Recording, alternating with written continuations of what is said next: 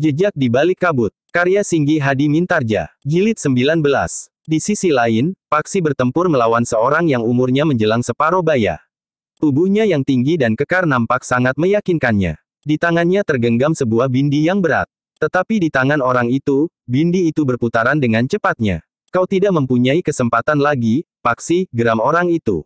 Kau siapa? Bertanya Paksi. Aku adalah salah seorang kepercayaan Harya Wisaka. Kenapa Harya Wisaka ingin membunuhku? Bertanya Paksi. Tidak hanya kau, Paksi. Harya Wisaka ingin membunuh semua orang yang bekerja bersama dengan Pangeran Benawa. Aku mengerti, tetapi nampaknya ada sesuatu yang khusus sehingga ia telah menunjuk seseorang untuk melakukannya. Nasibmu memang buruk. Jangan terlalu banyak bertanya, agar kau dapat mati dengan tenang. Jika kau tahu kenapa kau harus dibunuh, maka perasaanmu akan tersiksa menjelang kematianmu. Persetan dengan igawanmu. Tetapi kau belum menyebut namamu, geram Paksi. Namaku Ganawarak. Baiklah, berkata Paksi kemudian, jika kau benar-benar ingin membunuhku, maka aku pun benar-benar ingin membunuhmu. Ganawarak itu tertawa. Katanya, kau anak kemarin sore yang masih berbau pupuk lempuyang. Kau tidak mempunyai pilihan apapun sekarang ini kecuali mati. Tetapi Paksi sama sekali tidak terpengaruh. Bahkan ia pun ikut tertawa pula sambil menjawab, kaulah yang agaknya sengaja membunuh diri.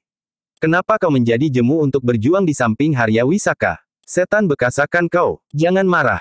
Aku tidak marah meskipun kau mengumpati aku atau menghina. Marah adalah satu pantangan besar bagi orang yang sedang bertempur. Nah, bukankah aku telah berbaik hati memberimu peringatan? Tutup mulutmu, atau aku yang harus mengoyaknya. Paksi yang masih muda itu tertawa semakin keras. Ternyata orang yang sudah separuh baya, yang seharusnya sudah mengendap itu lebih cepat marah daripada Paksi. Namun dengan demikian, orang itu pun kemudian telah menyerang Paksi dengan bindinya, seperti prahara yang menerjang pepohonan. Tetapi Paksi berdiri teguh seperti batu karang. Betapapun gerangnya serangan-serangan yang menerjangnya, namun Paksi letap bertahan dengan teguh. Putaran bindi lawannya yang melibatnya dapat ditepisnya. Ayunan bindi itu dapat dilangkisnya dengan tongkatnya. Benturan-benturan yang terjadi telah mengejutkan lawannya. Ganawarak yang garang itu tidak menduga, bahwa anak muda yang akan dibunuhnya itu mempunyai kekuatan yang sangat besar, serta ketangkasan gerak yang sangat cepat. Namun Ganawarak tidak sempat menilai kemampuan lawan dengan cermat. Ia harus bertempur dengan cepat, mengimbangi kecepatan gerak lawannya yang masih terlalu muda baginya itu. Namun dalam pada itu, kepungan pasukan para pengikut Harya Wisaka itu menjadi semakin mengecil.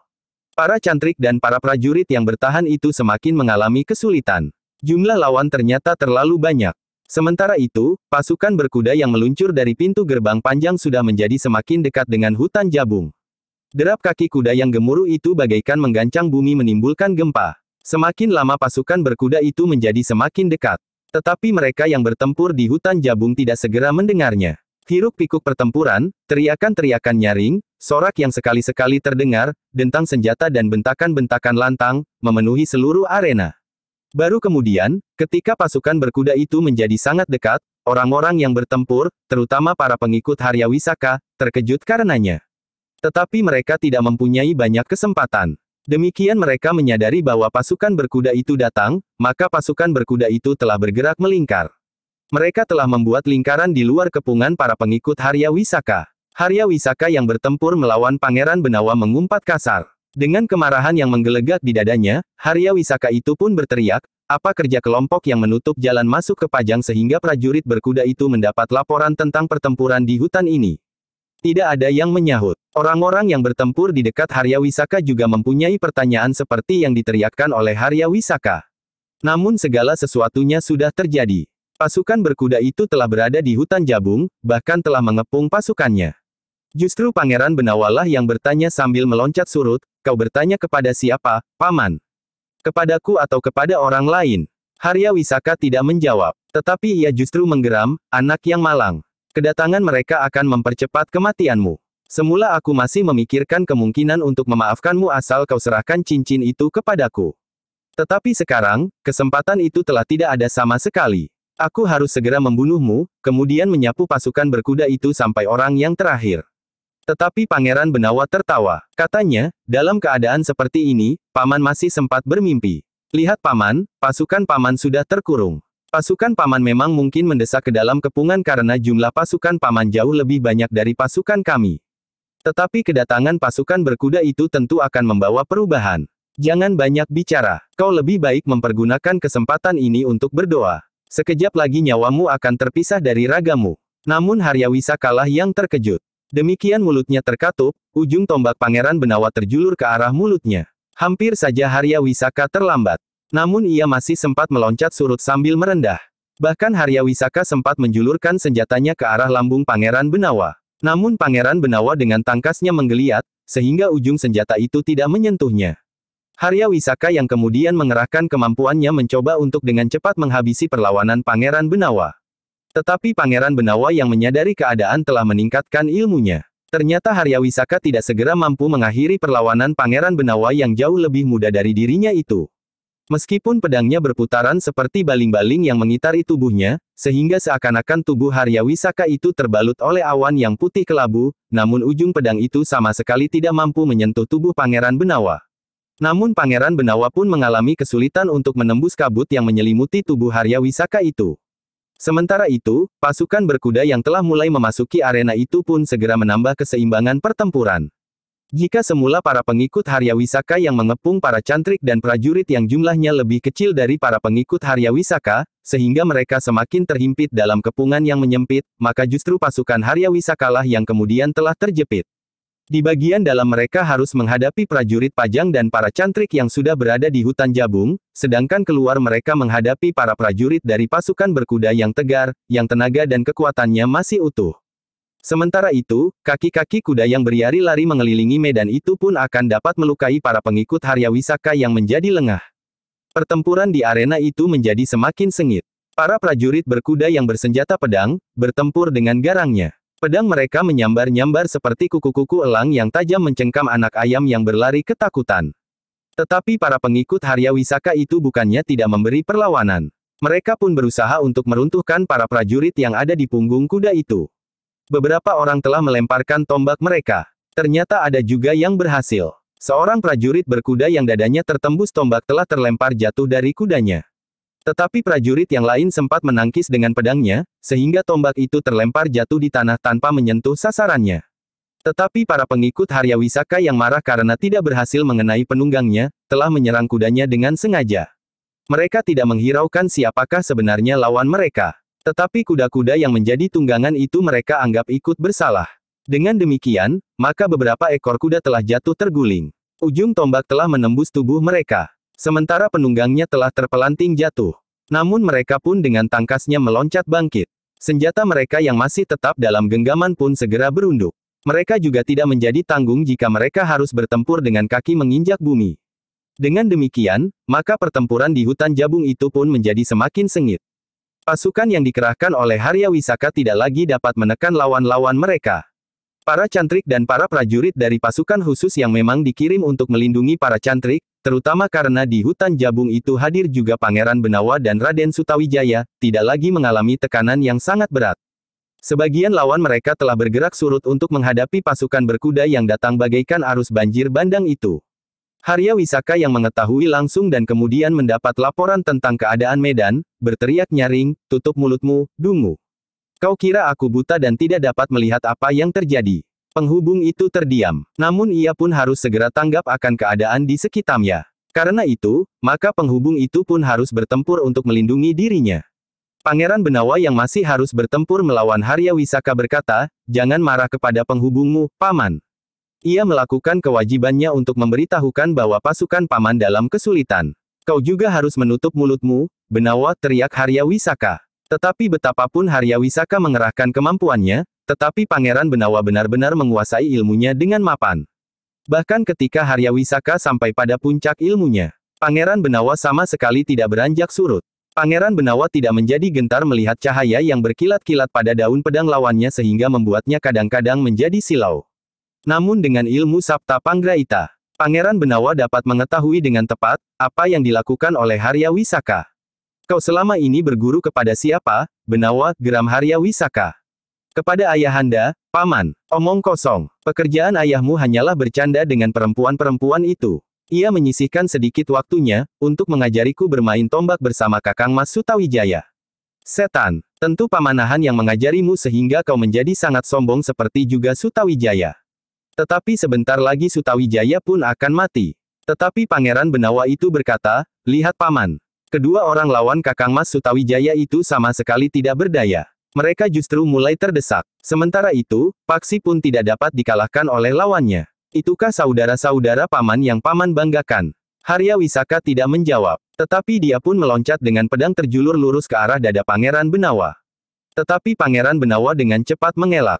Bahkan tombaknya pun berputar dengan cepat. Landaiannya terayun menyentuh lengan Harya Wisaka. Tetapi sentuhan itu tidak menyakitinya. Sambil meloncat mundur, Harya Wisaka telah menyiapkan serangan. Demikian Pangeran Benawa meloncat maju dengan ujung tombak menikam ke arah dada. Harya Wisaka sempat menangkisnya dengan menebas ujung tombak itu ke samping. Pertempuran di antara keduanya pun menjadi semakin sengit. Kemarahan Harya Wisaka rasa-rasanya akan meledakkan dadanya. Meskipun ia tahu bahwa Pangeran Benawa berilmu tinggi, tetapi ia tidak mengira bahwa Pangeran Benawa itu mampu mengimbangi kemampuannya bermain pedang dengan unsur-unsur gerak yang semakin rumit. Bahkan kekuatan ilmunya telah memancar dari daun pedangnya yang dapat membuat lawannya menjadi silau oleh kilatan-kilatan yang tajam. Tetapi pertahanan Pangeran Benawa sekali tidak terguncang karenanya. Pangeran Benawa pun masih tetap tangkas. Serangan-serangannya masih tetap garang dan berbahaya. Di sisi lain, Raden Sutawijaya masih menghadapi kedua orang lawannya. Namun kedua orang lawannya yang disebut saudara-saudaranya oleh Harya Wisaka itu, tidak segera dapat menguasai keadaan. Bahkan semakin lama Raden Sutawijaya telah semakin menekan mereka. Apalagi ketika pasukan berkuda semakin mendesak dan menguasai medan. Kegelisahan pasukan Harya Wisaka telah merembet pula ke jantung kedua lawan Raden Sutawijaya. Sementara itu, Paksi berloncatan dengan tongkatnya yang berputaran menghadapi lawannya yang garang. Setiap kali tongkatnya telah membentur senjata lawannya yang berat. Tetapi bindi lawannya itu tidak juga berhasil mematahkan tongkat Paksi yang wujudnya tidak lebih dari sebatang kayu yang seolah-olah begitu saja dipatahkan dari dahannya. Lawan Paksi itu pun menjadi semakin gelisah pula sebagaimana kawan-kawan. Ia tahu pasti, bahwa pasukan Harya Wisaka tidak akan mampu bertahan menghadapi pasukan berkuda itu, kecuali jika Harya Wisaka dengan cepat dapat membunuh Pangeran Benawa. Kedua orang lawan Raden Sutawijaya juga segera dapat menghentikan perlawanannya dan ia sendiri mampu segera mengakhiri perlawanan Paksi, anak muda yang garang itu. Dengan demikian Harya Wisaka, kedua lawan Raden Sutawijaya dan Gana Warak itu sendiri akan dapat langsung terjun melawan para prajurit, maka kematian Pangeran Benawa dan Raden Sutawijaya akan dapat mengecilkan hati para prajurit dan para cantrik. Bahkan orang-orang berilmu tinggi yang berada di antara para cantrik itu pun akan dicengkam oleh kegelisahan dan kebingungan. Tetapi ternyata hal itu tidak dapat mereka lakukan. Bahkan Gana Warak itu sendiri telah mendapat tekanan yang besar dari Paksi.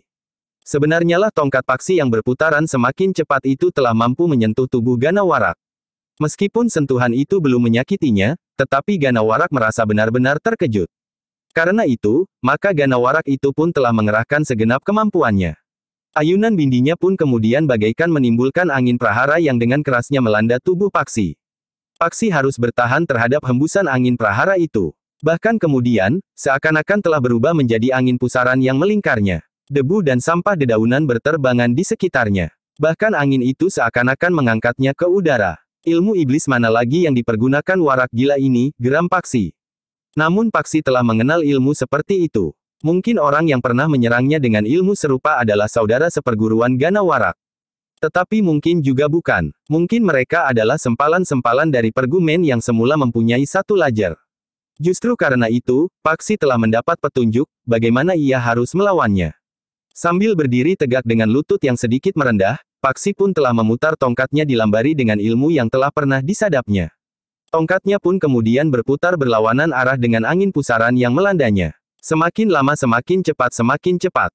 Ternyata Paksi memang luar biasa. Putaran tongkatnya yang melampaui kecepatan baling-baling yang ditiup angin kencang itu, mampu mempengaruhi putaran ilmu lawannya.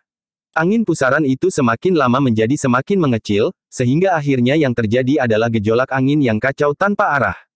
Debu dan sampah berhamburan ke segala arah. Hembusan udara yang tidak menentu dan kacaunya penglihatan oleh debu dan sampah dedaunan.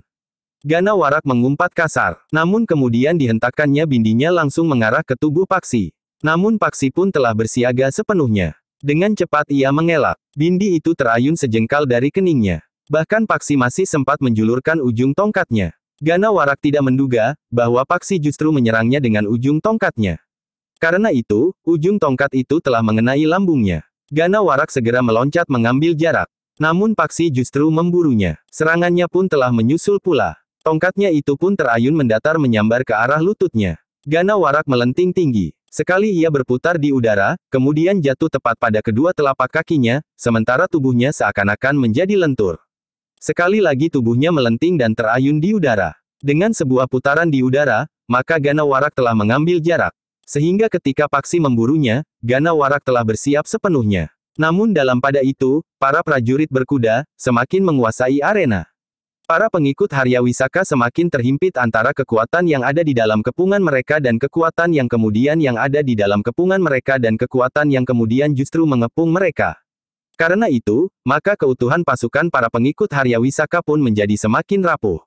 Sementara itu para prajurit dari pasukan berkuda yang datang dalam keadaan yang bugar itu, bertempur semakin garang. Haryawisaka yang terkepung itu memang tidak mempunyai pilihan lain kecuali bertempur. Tetapi ia masih dapat berusaha. Tiba-tiba saja Haryawisaka itu telah meneriakkan aba-aba sandi yang meskipun telah disepakati oleh para pemimpin pasukan Haryawisaka, namun mereka sama sekali tidak berniat untuk melontarkannya.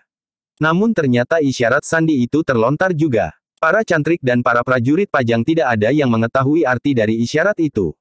Namun mereka pun lelah mempersiapkan diri pula. Mereka memperhitungkan bahwa pasukan Haryawisaka itu akan berusaha meninggalkan medan.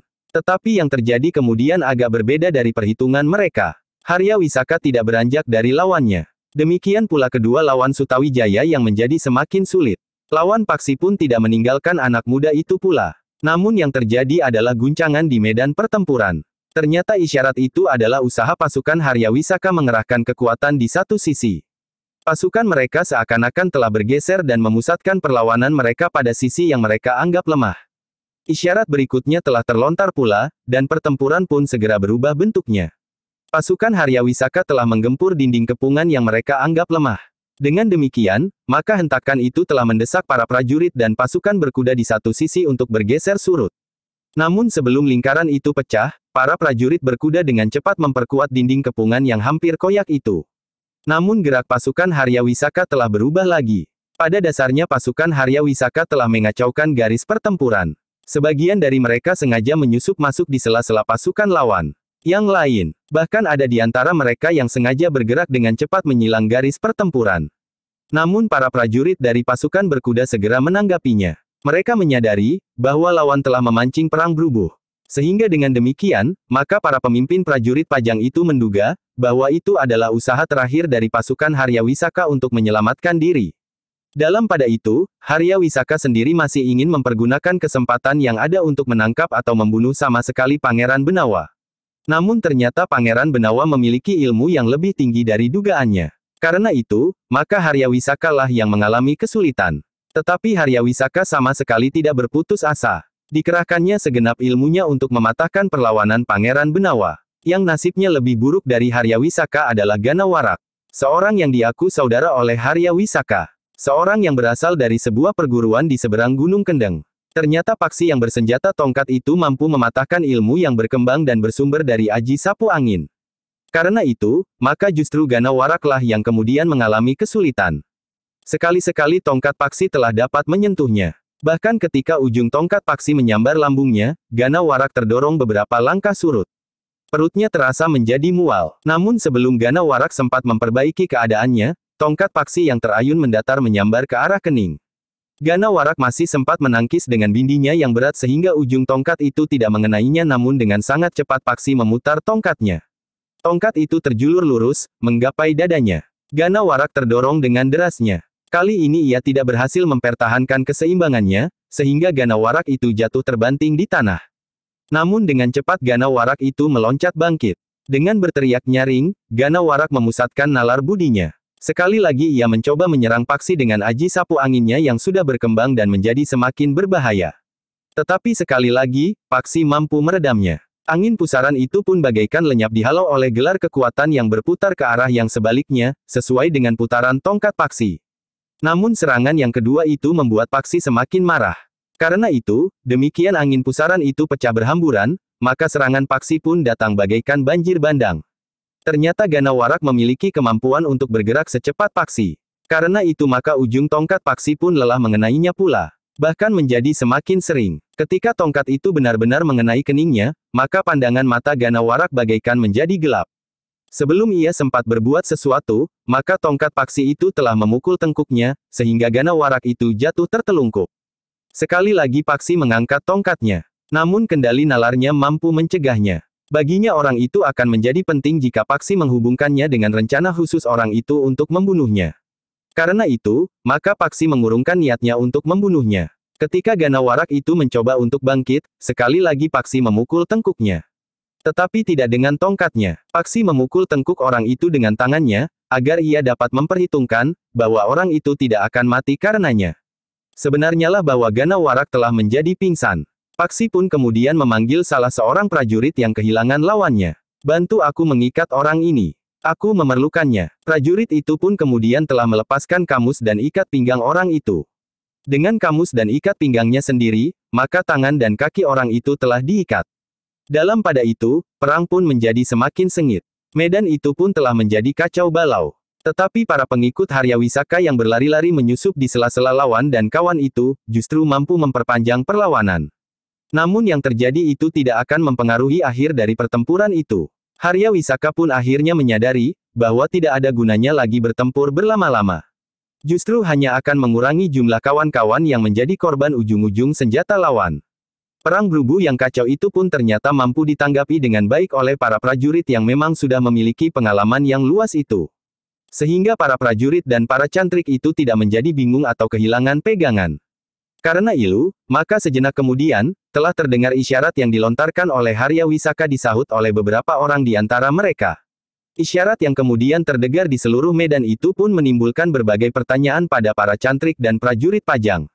Sementara itu, medan pertempuran itu pun nampaknya menjadi semakin kacau.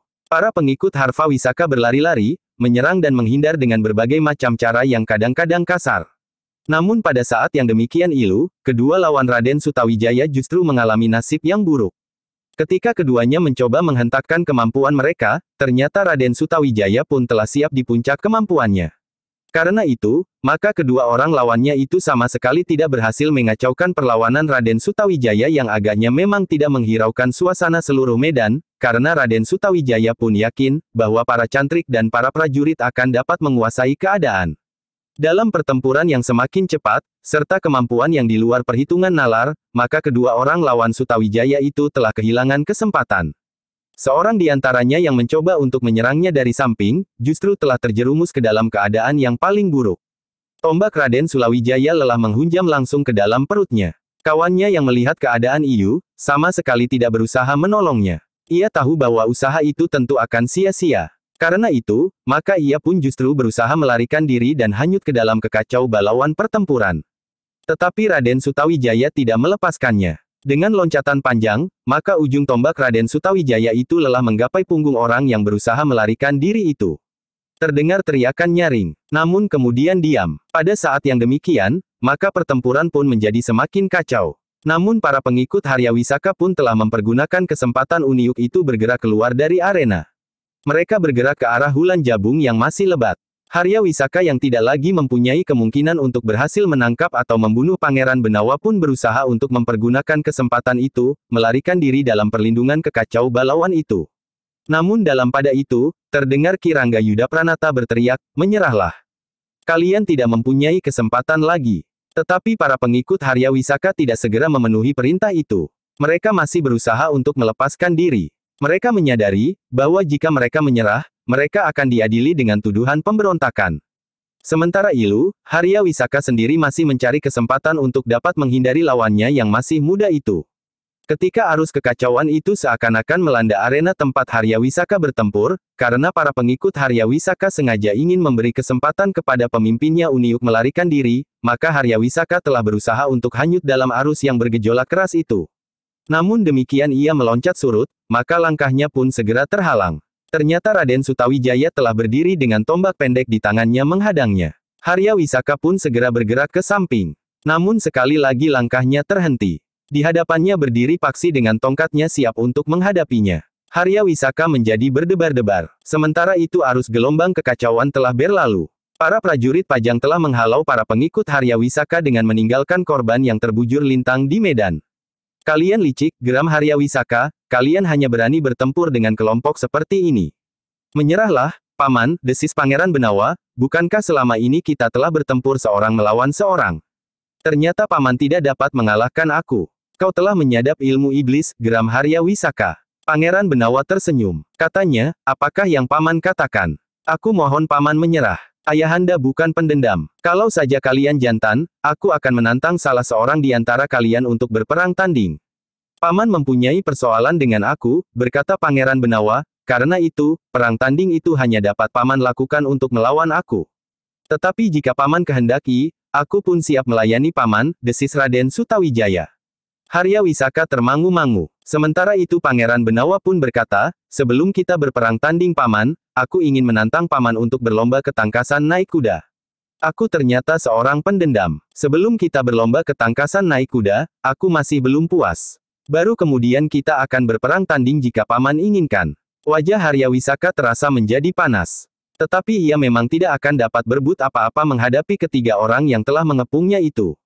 Sementara itu, pasukan Haryawisaka itu pun telah hanyut dari arena. Sebagian dari mereka tidak sempat melarikan diri. Mereka tertangkap dan dipaksa untuk menyerah. Mereka harus meletakkan senjata mereka di tanah. Karena mereka tidak mau menyerah dengan sukarela sehingga masih memberikan perlawanan sampai mereka tidak mempunyai kesempatan lagi atau terluka, maka para prajurit telah mengikat tangan mereka. Ki Rangga Yuda Pranata yang melihat keadaan medan bersama Ki Panengah, Ki Waskita dan Ki Kriyatama telah menemukan tubuh Ki Rangga Suraniti yang terbaring diam.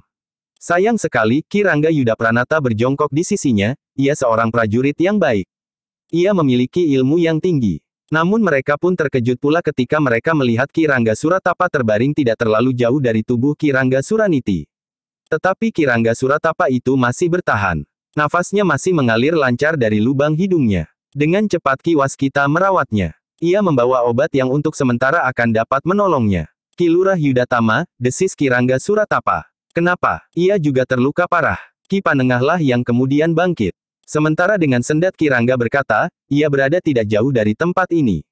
Ki Panengah dan Ki Kriyadama pun segera mencarinya. Ketika mereka akhirnya menemukannya, ternyata Ki Lurah itu sudah tidak bernafas lagi. Seorang prajurit yang sangat baik, desis Ki Panengah. Sementara itu, seorang prajuritnya duduk di sisinya sambil mengusap air matanya. Prajurit itu sendiri terluka. Tetapi ia sempat berdesis ketika Ki Panengah dan Ki Kriyadama mendekatinya, ia seorang pemimpin yang baik. Aku berhutang nyawa kepadanya. Ki Panengah mengangguk. Katanya, iya, Ki Lurah Yudatama adalah seorang prajurit yang baik. Ki Panengah dan Ki Kriyadama itu pun kemudian bangkit berdiri dan beringsut ketika Pangeran Benawa, Raden Sutawijaya dan Paksi datang mendekat.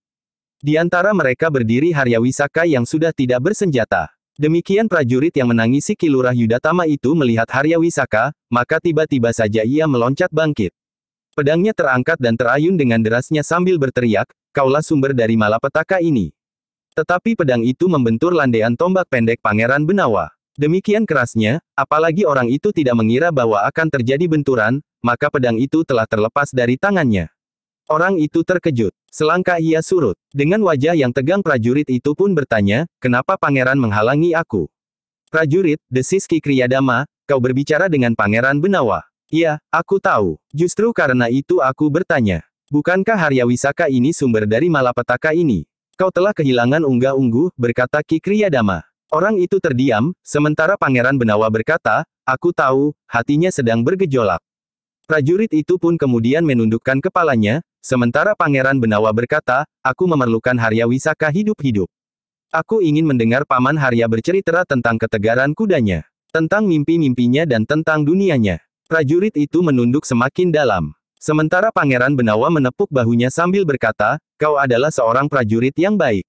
Aku berterima kasih kepadamu dan kepada kawan-kawanmu yang telah dengan gigih bertempur melindungi kami. Prajurit itu tidak menjawab. Sementara itu, seorang cantrik telah menemui Ki Panengah sambil berkata, saudara-saudaraku sudah berkumpul, guru. Baik, aku akan segera menemui mereka. Ki Panengah pun kemudian telah memberitahukan kepada Ki Kriyadama, bahwa ia akan menemui para cantrik lebih dahulu. Marilah Pangeran Benawa, Raden Sutawijaya dan kau, Paksi. Kita temui saudara-saudaramu, para cantrik. Ki Kriyadamalah yang kemudian bersama-sama para prajurit yang lain mengangkat tubuh Ki Lurah yang gugur di medan pertempuran itu. Selain Ki Lurah, beberapa orang para prajurit yang lain mengangkat tubuh Ki Lurah yang gugur di medan pertempuran itu. Selain Ki Lurah, beberapa orang prajurit telah gugur pula. Selebihnya, berserakan tubuh-tubuh yang sudah tidak bernyawa. Selain para pengikut Harya Wisaka, juga para pengikut orang-orang yang sangat bernafsu untuk memiliki cincin yang ada di tangan Pangeran Benawa itu. Di dalam barak yang dipergunakan untuk sementara itu, berkumpul para murid Ki Panengah. 7 orang di antara mereka terluka. 3 orang terluka berat. Ki Panengah merasa sangat prihatin atas peristiwa itu. Tetapi ia masih bersyukur, bahwa tidak ada di antara mereka yang gugur dalam pertempuran itu. Agaknya para prajurit dari pasukan khusus yang dipimpin oleh Ki Lurah Yudatama itu telah berjuang dengan sungguh-sungguh untuk melindungi para cantrik. Namun Ki Lurah Yudatama sendiri harus menyerahkan nyawanya. Sementara Ki Suratapa terluka berat. Dalam pada itu, meskipun ada 3 orang cantrik yang terluka parah, namun Ki Panengah masih berharap, bahwa ketiganya dapat ditolong nyawanya, jika Tuhan Yang Maha Pemurah berkenan. Namun dalam pertempuran yang sengit itu, Pajang dapat menangkap hidup-hidup Harya Wisaka. Harya Wisaka tidak akan dapat mencuci tangan atas apa yang sudah dilakukannya. Jika sebelumnya, Harya Wisaka tidak dapat ditangkap karena tidak dapat dibuktikan bahwa ia sudah melakukan kesalahan dengan melanggar pageran, maka saat itu Harya Wisaka langsung dapat ditangkap justru saat ia memimpin pasukannya untuk membunuh Pangeran Benawa. Tuduhan yang dikenakan kepada Harya Wisaka adalah tuduhan yang sangat berat. Melakukan pemberontakan. Meskipun demikian, Pajang gagal untuk menangkap para pemimpin kelompok dan perguruan yang telah menyerang perkemahan itu. Tetapi mereka telah dapat dikenali di pertempuran itu, sehingga Pajang dapat mengirimkan pasukan ke sarang mereka untuk menghancurkannya.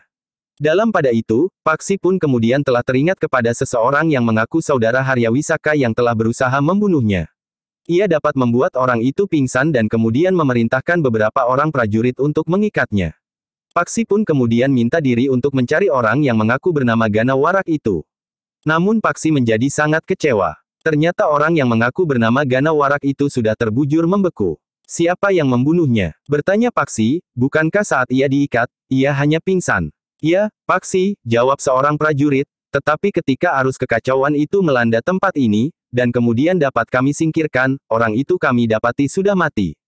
Dadanya telah ditusuk langsung dengan sebilah pedang atau semacamnya. Paksi menarik nafas dalam-dalam. Dengan demikian ia telah memerintahkan kepada orang itu secara khusus untuk membunuhnya.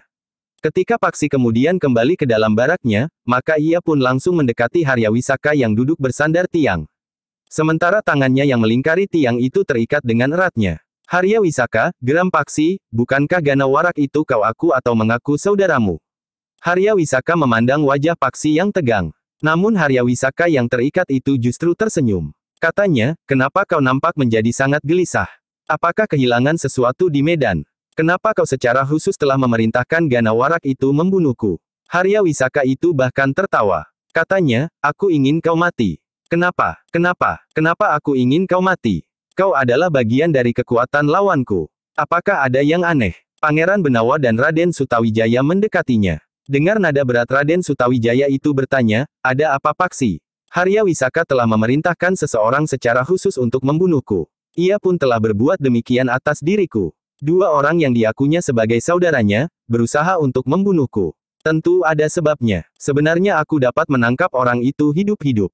Ia hanya pingsan ketika aku minta para prajurit mengikatnya. Tetapi seseorang telah membunuhnya. Siapa yang telah membunuhnya? Bertanya Pangeran Benawa. Tidak tahu. Tetapi dapat dipastikan bahwa yang membunuh adalah kawan orang itu sendiri. Bukan seorang prajurit atau seorang cantrik. Paman tentu mengetahuinya, desis Pangeran Benawa. Aku memang memerintahkannya untuk membunuh Paksi. Bukankah Paksi yang telah menemukan cincin itu dan menyerahkannya kepada pangeran? Tidak. Paksi menyerahkan cincin itu kepada ayahnya, jawab Pangeran Benawa. Tetapi Harya Wisaka itu masih saja tertawa meskipun tangannya terikat, siapapun yang diserahi cincin itu, namun akhirnya cincin itu telah jatuh ke tangan pangeran. Aku menjadi tidak senang karenanya. Untuk mendapat kepuasan batin, aku perintahkan Gana Warak untuk membunuhnya. Ia bukan saudaraku, tetapi ia adalah orang upahan. Aku telah mengupahnya dengan uang serta janji, bahwa kelak ia akan menjadi seorang lurah prajurit. Untunglah bahwa ia mati, sehingga kelak aku tidak perlu memenuhi janjiku untuk mengangkatnya menjadi lurah prajurit karena ternyata ia tidak berguna sama sekali. Paksi menggeram, tetapi Pangeran Benawa justru tertawa pula. Dengan nada tinggi ia pun bertanya, seandainya orang itu tidak mati, apakah paman sempat mengangkatnya menjadi lurah prajurit?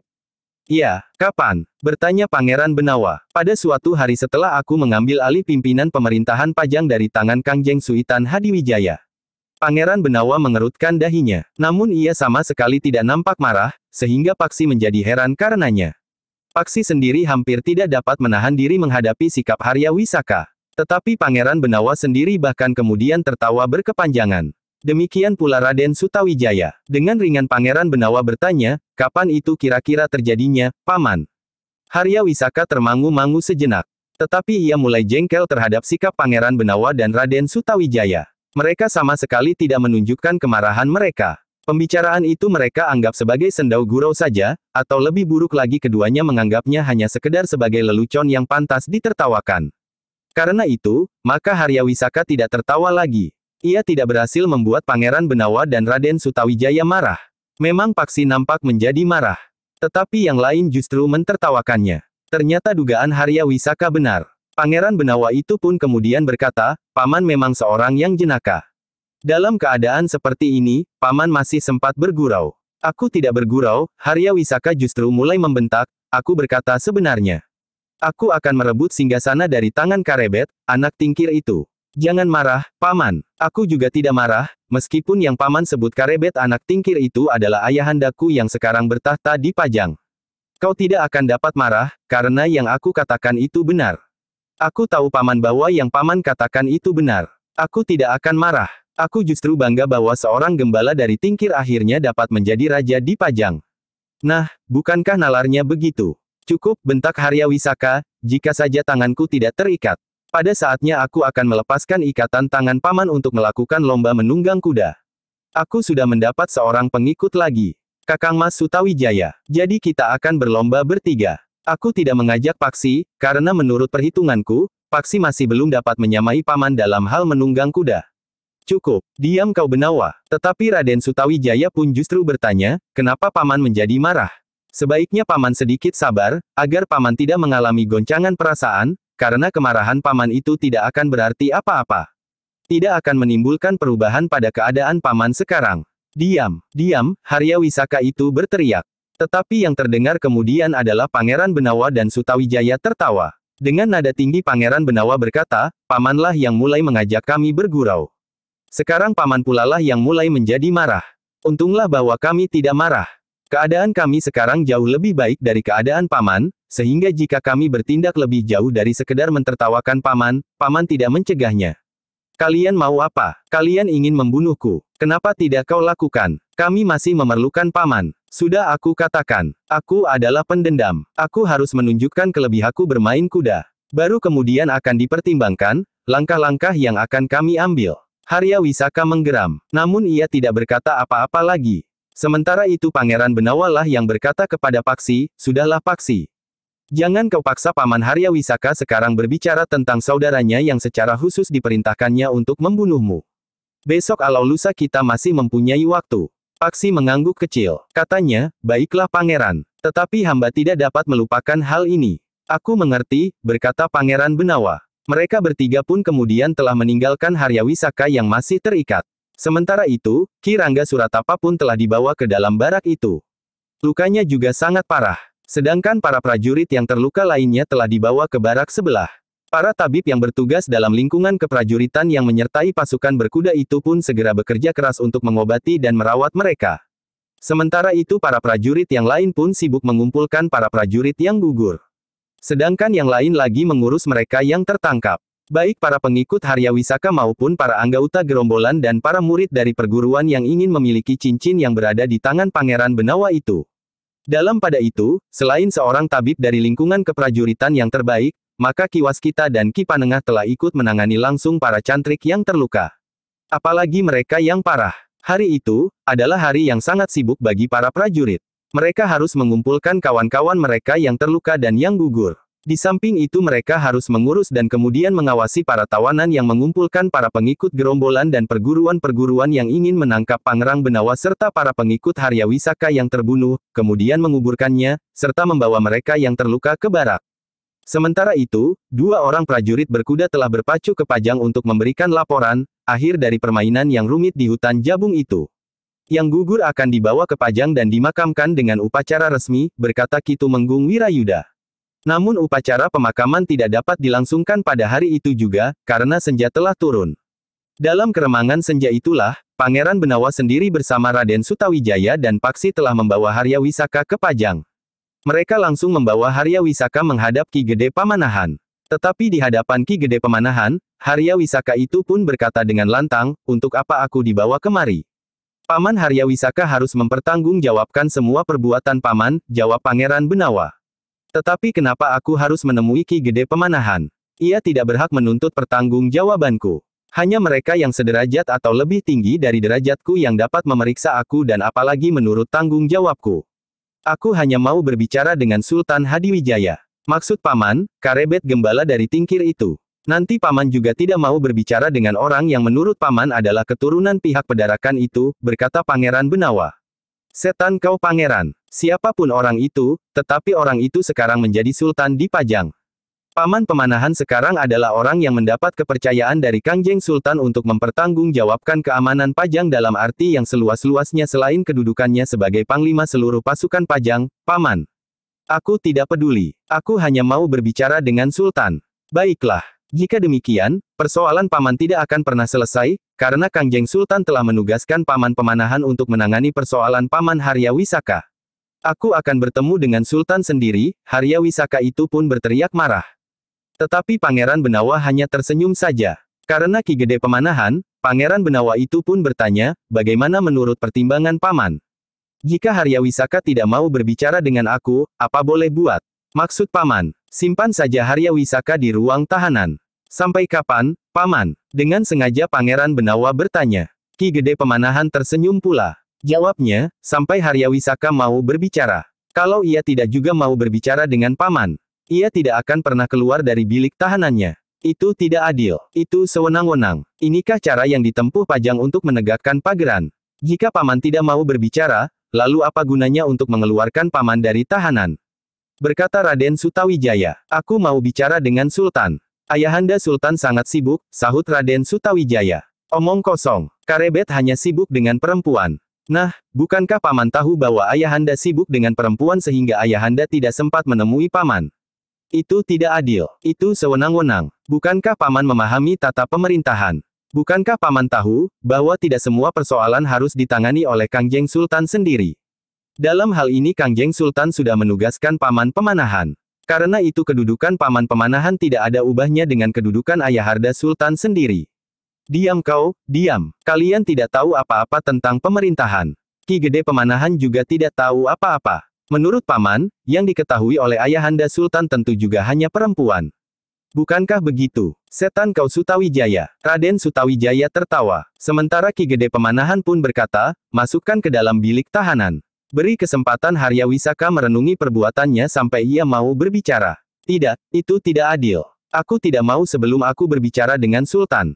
Tetapi Pangeran Benawa dan Raden Sutawijaya tidak menghiraukannya. Bersama Paksi mereka membawa Haryawisaka ke dalam bilik tahannya. Para pemimpin prajurit di Pajang menyadari, bahwa Haryawisaka adalah seorang yang berilmu sangat tinggi. Karena ilu, maka di sekitar bilik tahannya telah diletakkan penjagaan yang kuat.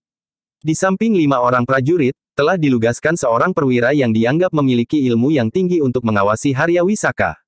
Perwira itu bersama-sama dengan para prajurit setidak-tidaknya akan dapat menghambat jika Haryawisaka berniat melarikan diri, sementara dengan isyarat akan dapat dipanggil kelompok-kelompok prajurit yang lain yang bertugas di dalam Istana Pajang. Sementara itu, Ki Gede Pemanahan pun telah memerintahkan untuk memisahkan Haryawisaka dari lingkungan keluarganya. Tidak seorang pun yang boleh mengunjunginya. Bahkan Raden Ayu Sekarsari, istrinya, juga tidak boleh menemuinya. Dengan demikian, maka Haryawisaka benar-benar merasa dipisahkan dari kehidupannya. Bukan saja niatnya Uniuk memiliki cincin kerajaan itu tidak tercapai, namun ia pun merasa telah kehilangan segala-galanya. Sementara itu, kerja di hutan Jabung pun telah dilanjutkan. Pembangunan sebuah padepokan yang besar. Bukan sekedar untuk 15 orang.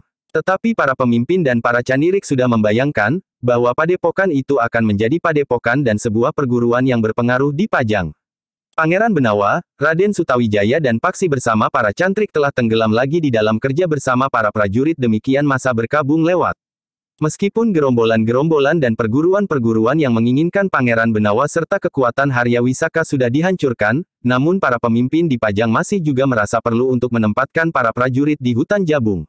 Kecuali untuk membantu pembangunan padepokan yang terhitung besar itu, juga dianggap perlu bagi keselamatan Pangeran Benawa dan Raden Sutawijaya. Dalam pada itu, setelah pertempuran yang sengit terjadi di hutan Jabung, Paksi pernah sekali mengunjungi keluarganya. Kedatangannya disambut dengan gembira sekali oleh ibu serta adik-adiknya yang telah mendengar peristiwa yang mendebarkan di hutan Jabung.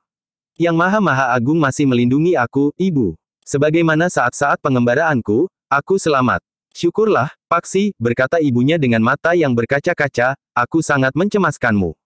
Bahkan seluruh keluarga ini, ayahmu juga menjadi sangat tegang sehingga di malam harinya, ayahmu sama sekali tidak dapat tidur. Bahkan mondar-mandir di ruang dalam, selongsong lombaknya pun telah dilepasnya sehingga tombak itu dapat dipergunakannya setiap saat. Ayahmu merasa seolah-olah ia berada di medan pertempuran itu pula. Paksi menarik nafas dalam-dalam. Dengan nada rendah ia bertanya, di mana ayah sekarang, ibu? Ayahmu baru pergi ke tempat tugasnya di istana. Sebentar lagi ayahmu tentu akan pulang. Bukankah biasanya yang sudah pulang? Sejak terjadi pertempuran di hutan Jabung, ayahmu nampak semakin sibuk. Bahkan ayahmu nampak gelisah sejak sebelum pertempuran itu berlangsung. Nalurinya sebagai seorang prajurit seakan-akan telah memberitahukan kepadanya, bahwa akan terjadi sesuatu atas dirimu, bahkan ayahmu pernah berkata kepadaku, bahwa ada semacam dorongan untuk menengokmu sehari sebelum pertempuran itu terjadi. Tetapi karena kesibukannya, maka ayahmu belum sempat melakukannya. Paksi mengangguk-angguk. Sementara adik perempuannya pun berkata, kenapa Kakang tidak pulang saja? Bukankah sangat berbahaya berada di pinggir hutan itu? Kenapa Kakang Paksi harus pulang? Bahkan ayah telah menjanjikan, bahwa aku pun akan dikirim ke padepokan itu pula kelak, sahut adik Paksi yang laki-laki. Untuk apa kau pergi ke sana? Bertanya adik perempuannya. Berguru, seperti Kakang Paksi. Aku ingin berbuat sesuatu bagi negara ini sebagaimana telah dilakukan oleh Kakang Paksi. Bukankah Kakang Paksi yang telah berhasil menemukan kembali cincin kerajaan yang hilang itu? Sudahlah, berkata Paksi, besok pada saatnya kau akan dikirim ke padepokan itu. Sekarang padepokan itu baru dibuat. Bahkan masih lama padepokan baru itu akan siap. Di samping bangunannya, juga kelengkapan pendukungnya. Terutama sawah dan pategalan, agar padepokan itu dapat mandiri. Kapan padepokan itu siap, Kakang? Sebulan, 2 bulan. Paksi tertawa. Katanya, jauh lebih lama lagi. Mungkin setahun segala-galanya baru siap. Jadi selama ini, segala-galanya serba sementara. Kami tinggal di padepokan yang bangunannya dibuat untuk sementara. Dindingnya yang diperbaharui karena dalam pertempuran itu telah dirobohkan, juga untuk sementara. Kami masih mendapat sumbangan bahan pangan dari Pajang. Tetapi kami sudah mulai menggarap tanah yang semula padang perdu. Kami telah mengalirkan air dengan parit melintasi padang perdu itu. Air yang kami dapat dari kebaikan hati petani di sebelah padang perdu itu. Apakah para petani itu sudah tidak memerlukan air? Tentu masih. Tetapi air di parit itu cukup melimpah, sehingga kami telah mendapat bagian pula. Sementara itu, kami sedang mengatur arus air dari rawa-rawa di dalam hutan Jabung, yang bersumber dari 2 mata air yang terhitung besar di dalam hutan itu. Jika kami dapat menyalurkan air itu untuk sementara ke sungai terdekat, maka rasa-rasa rawa-rawa di dalam hutan itu akan menyusut.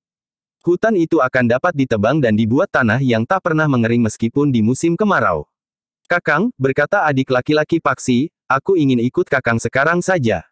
Jika nanti Kakang kembali ke padepokan, aku akan ikut serta. Paksi tertawa. Katanya, jangan sekarang. Padepokan kami untuk sementara masih belum menerima cantrik lagi. Jika saja ayah bersedia menyampaikan kepada pemimpin padepokan itu. Ibunya lah yang kemudian menyahut, jangan tergesa-gesa. Masih banyak waktu sementara padepokan itu sudah siap untuk menerima cantrik baru. Adik Paksi itu mengangguk-angguk kecil. Tetapi ia nampak kecewa. Sementara adik perempuannya berdesis, di padepokan itu tidak ada ibu yang dapat melayanimu. Menuang minuman, menyenduk nasi, mengumpulkan pakaian kolor. Kata-katanya terputus. Ketika adik laki-laki Paksi itu bangkit berdiri, maka adik perempuannya itu pun segera bergeser dan bersembunyi di belakang ibunya. Ibu, desisnya. Sudahlah, berkata ibunya, kakakmu tentu ingin beristirahat. Ia ingin merasakan satu perubahan dari yang dialaminya sehari-hari di padepokannya yang masih sementara itu. Tetapi Paksi itu pun menyahut, aku senang berada di antara para cantrik. Di sana juga tinggal Pangeran Benawa dan Raden Sutawijaya. Tetapi mereka tentu mendapat tempat serta pelayanan khusus di padepokan itu. Tidak ibu, mereka diperlakukan sama seperti para cantrik yang lain. Seandainya umur mereka berdua tidak lebih tua dari rata-rata para cantrik, maka mereka akan diperlakukan dengan cara yang sama seperti yang lain-lain. Tetapi karena umur mereka, terutama Raden Sutawijaya, maka mereka memang diperlakukan agak berbeda. Namun semata-mata karena umur mereka, kami memang harus menghormati orang-orang yang lebih tua dan kita. Tetapi apa yang kami kerjakan, juga harus mereka kerjakan. Ibunya mengangguk-angguk sambil tersenyum. Katanya, baiklah, duduklah bersama adik-adikmu. Aku akan pergi ke dapur. Aku harus membantu memasak agar sesuai dengan selera ayahmu. Paksi mengangguk sambil menjawab, silahkan ibu. Aku hari ini akan berada di rumah sampai sore. Aku mendapat izin kembali ke barak sampai senja. Kau tidak bermalam di sini malam ini? Bertanya adik perempuannya. Tidak, aku harus kembali ke barak. Kembali saja esok, Kakang. Paksi tersenyum. Katanya, nanti aku dimarahi. Kalau sudah terlanjur mau apa? Biar saja pemimpin Kakang itu marah. Tetapi Kakang sudah terlanjur bermalam di sini. Nanti aku dihukum. Dihukum. Apakah mereka berhak menghukum seseorang? Iya, seorang pemimpin perguruan berhak menghukum cantrik-cantriknya yang tidak mematuhi peraturan. Kenapa pemimpin perguruan itu galak sekali? Ah, kau tahu apa, potong adik Paksi yang laki-laki? Jika mereka yang bersalah tidak dihukum, maka semua cantrik yang ada di perguruan itu akan berbuat salah. Mereka menjadi tidak patuh dan pageran yang ada bukan untuk memagari ketaatan para cantrik, tetapi sekedar untuk dilanggar. Adik perempuannya mengerutkan dahinya. Justru ibunya yang tertawa sambil berdesis, ternyata kau lantip juga. Aku harus mempelajarinya sejak sekarang, Paksi pun tertawa. Tetapi adik perempuannya mencibirkan bibirnya. Tetapi sebelum ia mengatakan sesuatu, adik laki-laki Paksi itu berdesis, ayo, kau mau bilang apa? Adik perempuannya menggeleng. Tetapi ia pun kemudian berpegangan pada baju ibunya sambil berkata, aku ikut ke dapur, Bu. Sepeninggal ibu dan adik perempuannya, maka Paksi dan adik laki-lakinya pun turun ke halaman. Mereka duduk di tangga pendapa. Sementara adik laki-laki Paksi itu minta Paksi menceritakan apa yang terjadi ketika padepokan sementaranya diserang oleh beberapa pihak. Ketika Paksi kemudian bercerita, adik laki-lakinya itu mendengarkannya dengan saksama. Beberapa saat kemudian, mereka melihat seekor kuda dengan penunggangnya memasuki regol halaman. Adik Paksi itu pun segera bangkit berdiri sambil berdesis, ayah. Paksi pun berdiri pula. Seorang pembantu di rumah itu pun kemudian telah menyongsong Ki Tumenggung untuk menerima kudanya, sementara adik Paksi berlari-lari mendapatkannya sambil berkata, ayah. Kakang Paksi datang. Iya, aku melihatnya, sahut ayahnya. Paksi pun mendekati ayahnya pula. Dengan nada tinggi ayahnya itu pun bertanya, kapan kau datang Paksi? Tadi siang ayah, jawab Paksi. Bagaimana keadaanmu? Baik, ayah. Aku sudah berniat untuk pergi menengokmu ke hutan Jabung. Tetapi aku belum mempunyai waktu. Iya, ibu juga mengatakannya. Bahkan sejak sebelum terjadi serangan itu. Ayahnya mengerutkan keningnya. Namun ia tidak bertanya lagi. Sambil melangkah ke tangga pendapa, ia berdesis, marilah.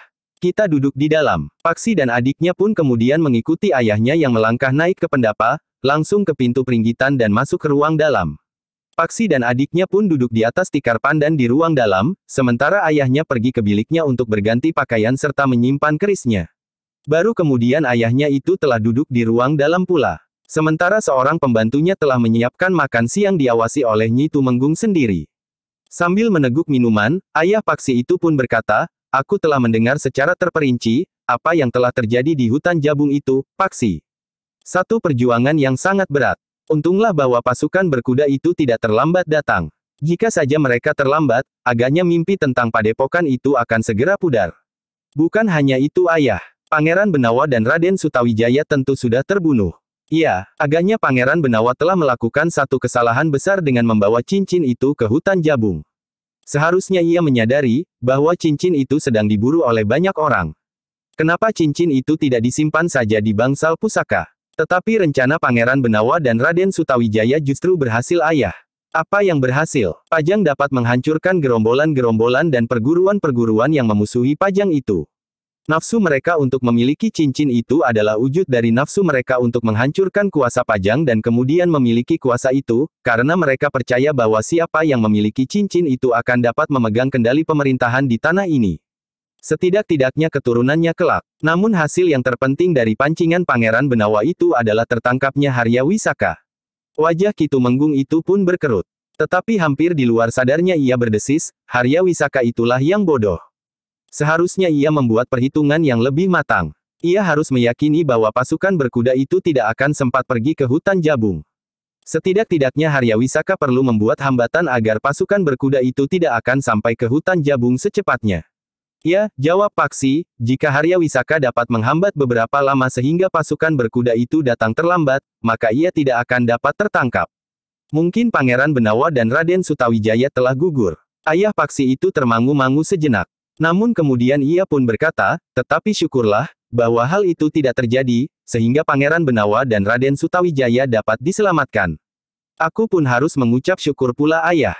Iya, semua para cantrik, termasuk pemimpin padepokan itu harus mengucap syukur. Terlebih-lebih aku. Kenapa? Bertanya ayahnya. Ternyata Haryawisaka telah memberikan tugas secara khusus kepada seseorang untuk membunuhku.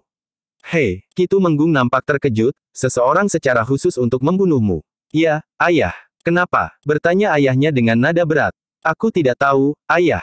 Tetapi ketika hal itu aku tanyakan langsung kepada Haryawisaka, ia mengatakan, bahwa ia merasa sangat kecewa terhadapku, karena aku telah menemukan cincin itu sehingga cincin itu kembali ke tangan Pangeran Benawa. Wajah ayah Paksi nampak berubah. Katanya, sayang, aku tidak ada di medan pertempuran saat itu. Lalu, bagaimana dengan orang itu? Orang itu dapat aku tangkap, ayah. Kau dapat menangkapnya, hidup-hidup. Iya, ayah. Di mana orang itu sekarang? Agaknya ia ingin menantangku. Orang itu sekarang sudah mati. Mati. Bukankah kau dapat menangkapnya hidup-hidup? Iya, tetapi saat aku bersama Pangeran Benawa dan Raden Sutawijaya menangkap Haryawisaka, maka orang yang sudah tertangkap dan diikat itu, justru terbunuh. Tentu oleh kawannya sendiri. Kawannya sendiri. Bagaimana mungkin? Sebenarnya tidak aneh, ayah. Jika orang itu mati, maka rahasia yang diketahuinya akan ikut terkubur bersamanya. Ayah Paksi itu menarik nafas dalam-dalam. Sambil mengangguk-angguk ia pun berkata, ya, kau benar. Sayang sekali orang itu terbunuh. Mudah-mudahan dapat dicari jalur lain untuk mengetahui apakah maksud orang upahan itu sesungguhnya. Apakah ia melakukan hal itu dengan alasan sebagaimana dikatakan oleh Haryawisaka, atau ia mempunyai alasan yang lain? Kitu Menggung itu masih mengangguk-angguk. Tetapi ia justru bertanya tentang hal yang lain, Paksi. Bagaimana pembangunan padepokanmu sekarang? Bukankah dapat berjalan dengan lancar? Ya, ayah. Dengan bantuan para prajurit, pembangunan padepokan itu dapat berjalan dengan cepat sebagaimana diharapkan. Sebagian dari para prajurit menebangi hutan untuk membuka sawah dan pategalan. Sedangkan yang lain beserta para cantrik membangun padepokan serta bangunan-bangunan kelengkapannya. Termasuk beberapa buah sanggar. Sanggar terbuka dan sangat tertutup. Syukurlah, desis ayahnya. Namun ia masih bertanya lagi, apakah kegiatan perguruanmu sudah dapat berjalan selagi kalian sibuk membangun padepokan itu? Dapat ayah. Kami dapat membagi waktu dengan baik. Para prajurit dan para pekerja yang sebenarnya, memaklumi kegiatan kami. Syukurlah, sehingga keberadaan kalian di perguruan itu tidak banyak membuang waktu. Tetapi masih beruntung bagi mereka yang datang kemudian. Mereka tidak perlu harus bekerja keras membangun padepokan. Mereka dapat langsung menimba ilmu di padepokan itu. Tetapi yang datang kemudian pun mempunyai tugasnya masing-masing ayah. Mereka harus menggarap sawah, berternak, belajar menjadi pandai besi untuk dapat membuat alat-alat pertanian sendiri serta melatih diri untuk menguasai berbagai macam keterampilan. Kitu Menggung mengangguk-angguk. Katanya, Paksi, aku justru berpikir untuk menarik kau dari padepokan itu. Paksi pun terkejut. Adik laki-lakinya yang ingin segera dikirim ke padepokan itu pun terkejut pula. Kenapa ayah? Kau banyak kehilangan waktu di padepokan yang segala-galanya baru mulai itu. Bukankah lebih baik kau berguru di tempat lain yang lebih langsung menerima ilmu lahir dan batin? Tetapi kami, para cantrik, dapat membagi waktu dengan baik, ayah. Kehadiran kami di padepokan latihan secukupnya. Pagi-pagi sekali, setelah kami melakukan kewajiban kami akan mendapat pengetahuan tentang olah kanuragan. Jika kami sudah memahami ilmu yang kami terima, maka kami akan mendapatkan peningkatan ilmu seterusnya sesuai dengan lapisan-lapisan yang harus dilalui. Kemudian, kami akan turun ke dalam kerja. Kami akan mendapatkan pengalaman yang berharga. Kami akan ikut serta secara langsung menangani pekerjaan pembangunan. Kami mulai dapat mengerjakan pekerjaan batu dan kayu. Kami juga langsung ikut membuat alas dan bebatur dari batu. Kami pun langsung ikut menangani pekerjaan kayu dan yang berhubungan dengan itu. Kami juga diajari membuat alat-alat dari besi yang dipergunakan oleh para pekerja yang mengerjakan kayu. Tetapi kami pun diajari membuat alat-alat pertanian pula. Meskipun pada dasarnya kami diajari untuk melakukan itu semua, tetapi kami dapat memilih. Yang manakah yang paling sesuai dengan diri kami? Kami dapat mengkhususkan diri untuk salah satu atau dua jenis keterampilan. Yang masih belum dapat diberikan dengan memadai adalah pengetahuan tentang ilmu pertanian, karena kami baru mulai membuka sawah. Sambil melaksanakan, kami akan dapat memperdalam ilmu pertanian itu nanti semakin mendalam. Selebihnya kami juga mempelajari pengetahuan untuk mengenali musim dan pertanda-pertanda alam yang lain dalam hubungannya dengan pertanian. Selain itu, kami juga diperkenalkan dengan kesusastraan dan pengetahuan-pengetahuan lain serba sedikit. Tentu saja masih sangat terbatas karena keadaan. Tetapi apa yang kami dapatkan sekarang cukup memadai, Ayah. Aku akan melihat sendiri, apa yang kalian lakukan di padepokanmu itu, Paksi. Tetapi aku tidak ingin anakku menjadi seorang tukang kayu, pandai besi atau seorang petani. Jika hal itu yang aku inginkan, aku tidak akan mengirimkan kau ke sebuah perguruan. Yang aku inginkan adalah, anakku menjadi seorang yang memiliki pengetahuan yang luas sebagai bekal bagi masa depannya serta seorang yang memiliki kemampuan kanuragan yang tinggi. Ayah, desis Paksi, aku yakin, bahwa perguruan kami akan menjadi perguruan yang baik. Ki Panengah dengan para pembantunya dan sekarang Ki Waskita yang juga berada di padepokan itu, akan sangat berarti bagi masa depan kami. Sementara itu Ki Kriyadama pun agaknya tidak berkeberatan untuk menularkan pengetahuannya kepada kami, para cantrik. Selain mereka, Ki Panengah tidak akan berkeberatan untuk mengundang beberapa orang lain yang ahli di bidangnya masing-masing untuk membantunya, mematangkan kami para cantrik. Semua itu barulah terwujud dalam mimpi. Mimpi Ki Panengah yang disebarkan kepada cantrik-cantriknya. Tetapi perguruan ini telah mendapat restu dari Ki Gede Pemanahan dan Kangjeng Sultan sendiri. Selain secara resmi hal itu sudah dinyatakannya, mereka pun telah mengirimkan putra-putra mereka ke perguruan ini. Ki Tumenggung menarik nafas dalam-dalam. Katanya kemudian, baiklah, aku akan memikirkannya. Tetapi aku benar-benar ingin melihat, apa yang telah kalian lakukan di padepokan kalian.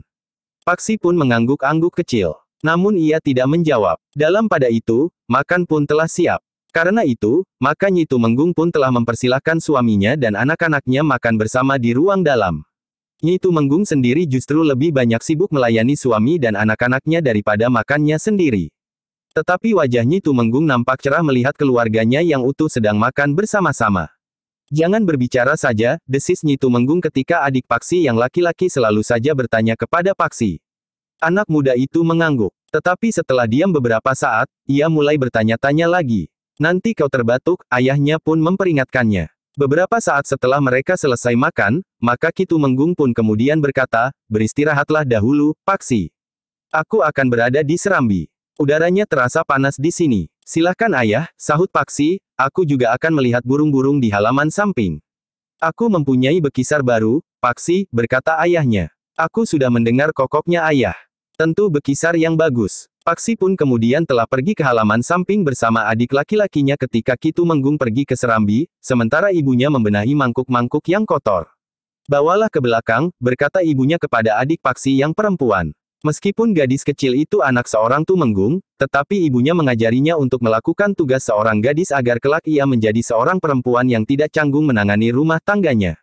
Sementara itu, Ki Tumenggung duduk di Serambi sambil merenung. Ada sesuatu yang tersangkut di hatinya. Bahkan menggelisahkannya. Di halaman samping, Paksi dan adik laki-lakinya melihat-lihat beberapa ekor burung yang terkurung di dalam sangkarnya.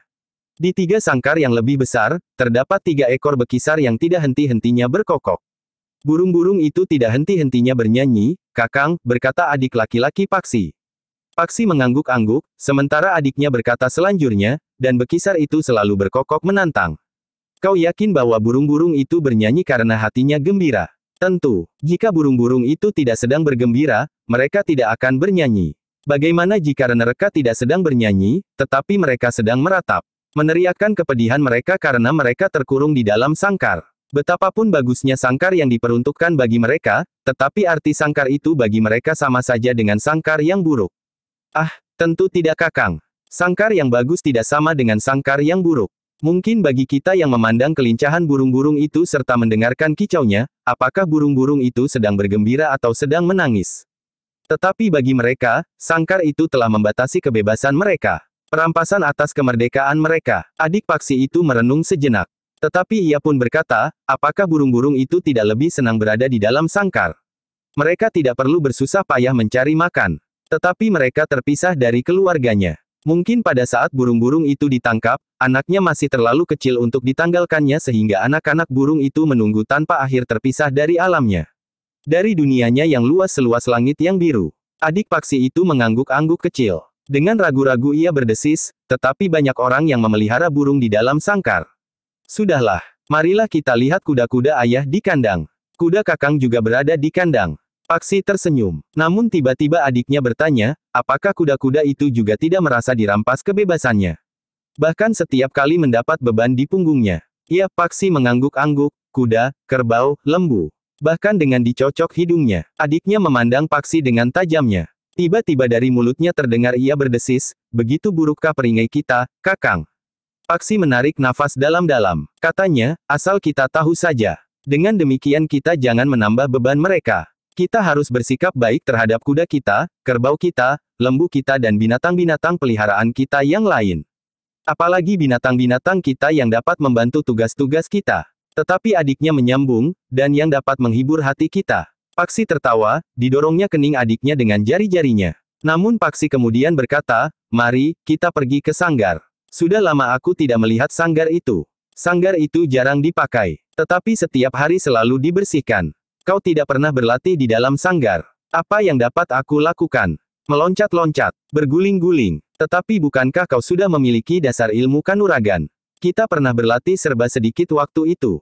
Adiknya mengangguk-angguk. Katanya, hanya itulah. Aku selalu mengulang-ulang. Tidak bertambah. Setidak-tidaknya kau dapat meningkatkan daya tahan serta menjaga kelenturan tubuhmu. Unsur-unsur yang sangat penting bagi olah kanuragan. Itulah yang aku lakukan setiap hari, Kakang. Apakah tidak ada perhatian sama sekali dari ayah? Semula memang ada, tetapi akhir-akhir ini ayah nampaknya menjadi sangat sibuk. Bukankah Kakang juga mengetahui, sejak Kakang pulang dari pengembaraan Kakang yang panjang, sehingga Kakang masuk kembali ke padepokan, ayah selalu nampak sibuk dan tegang. Paksi mengangguk-angguk. Katanya, baiklah, peliharalah apa yang sudah kau miliki. Pada saatnya aku masuk ke sebuah perguruan, kau akan dengan mudah mengikuti tuntunan olah kanuragan. Adik Paksi itu pun mengangguk-angguk. Sejenak kemudian, keduanya telah berada di dalam sanggar. Sanggar itu memang nampak bersih. Semua peralatan tertata rapi, namun terlalu rapi sehingga nampak bahwa sanggar itu memang jarang dipergunakan. Paksi pun kemudian berkata kepada adiknya, nah, lakukan apa yang dapat kau lakukan. Aku ingin mengetahui apa yang sudah kau miliki. Belum ada, Kakang. Sudah. Aku tahu kau sudah memiliki landasan itu sejak aku belum pergi mengembara hampir 2 tahun yang lalu. Masih seperti itu. Tunjukkan kepadaku. Adik Paksi itu menjadi ragu-ragu. Namun kemudian ia pun melangkah ke tengah-tengah sanggar itu. Lakukan apa saja yang dapat kau lakukan. Bukankah kau setiap hari melakukannya di sanggar ini? Tidak selalu di sanggar ini. Sekali-sekali di dekat belumbang itu. Sekali-dekali di halaman samping. Bahkan kadang-kadang aku lakukan di dekat kandang kuda. Suasananya justru sangat mendukung. Kau memang dapat melakukannya di mana saja. Memang tidak harus di sanggar. Tetapi jangan kau biarkan sanggar ini tidak memberikan arti apa-apa bagimu, sementara di dalam sanggar yang meskipun kecil ini mempunyai peralatan yang memadai. Adiknya itu mengangguk. Nah, sekarang mulailah, berkata Paksi kemudian. Adiknya itu mulai bersiap. Ia mulai dengan tarikan nafas. Kemudian tangannya bergerak perlahan-lahan. Baru kemudian kakinya dan seluruh tubuhnya. Adik Paksi itu mulai meloncat ketika tubuhnya sudah merasa hangat. Darahnya sudah terasa memanasi pembuluh-pembuluhnya. Sejenak kemudian, maka adik Paksi itu pun mulai melakukan gerakan-gerakan dasar sebagaimana pernah dipelajarinya sejak 2 tahun yang lalu. Seperti yang dikatakan oleh adiknya, bahwa penguasaan unsur gerak adiknya itu seakan-akan tidak bertambah. Namun yang agak melegakan hati Paksi, penguasaan tubuh, kelenturan dan ketahanannya lah yang bertambah-tambah. Justru karena adik Paksi itu melakukan latihan, meskipun sendiri tanpa tuntunan orang lain, maka ketahanan tubuhnya lah yang menjadi semakin tinggi. Demikian pula penguasaan dan kelenturan tubuh itu. Paksi membiarkan adiknya bergerak beberapa lama. Sejauh dapat dilakukan, maka adiknya itu pun sudah melakukannya. Menurut Paksi, hasilnya tidak mengecewakan. Demikian tubuh adiknya itu sudah menjadi basah kuyup, seakan-akan baru saja kehujanan lebat, Paksi pun segera menghentikannya. Adik Paksi itu pun kemudian mengurangi kecepatan geraknya. Perlahan-lahan. Kemudian sekedar menjadi gerakan tangan untuk mengatur pernafasannya. Sehingga akhirnya berhenti sama sekali. Bagus, desis Paksi. Kakang hanya ingin menyenangkan hatiku. Tidak. Tetapi aku benar-benar melihat sesuatu pada dirimu. Ketahanan, penguasaan dan kelenturan tubuhmu cukup baik. Karena itu kau harus berusaha meningkat sendiri dengan melakukan latihan-latihan setiap hari. Bagaimana aku dapat melakukannya dengan baik, Kakang? Aku hanya memiliki bekal yang tidak berarti sama sekali.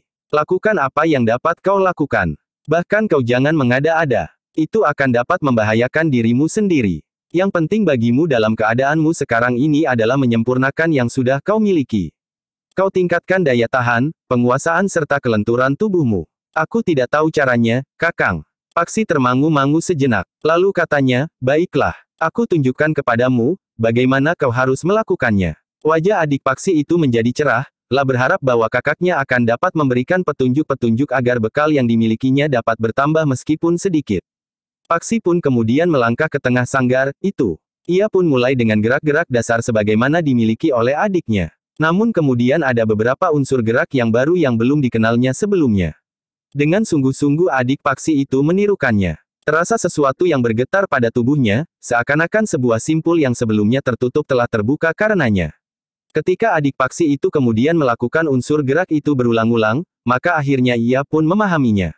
Lakukanlah di samping unsur-unsur yang telah kau kuasai, berkata Paksi, memang masih belum banyak berarti dalam ilmu kanuragan. Tetapi setidak-tidaknya tubuhmu akan menjadi bertambah baik. Seimbang dan lebih dari itu, kau dapat menguasai dirimu, tubuhmu dan kelenturannya pun akan bertambah. Dengan demikian pada saatnya kau benar-benar mempelajari ilmu kanuragan, maka kau akan dapat dengan cepat menyadapnya. Terima kasih Kakang. Setiap aku mempunyai kesempatan untuk pulang, aku akan dapat menambah sedikit demi sedikit. Kau tentu akan semakin kuat, daya tahanmu semakin tinggi dan kau benar-benar akan menguasai dan menjaga kelenturan tubuhmu. Ya, Kakang, itu adalah bekal yang paling baik bagimu jika kau kelak benar-benar memasuki sebuah perguruan. Lebih-lebih jika kau diperkenankan ayah memasuki perguruanku.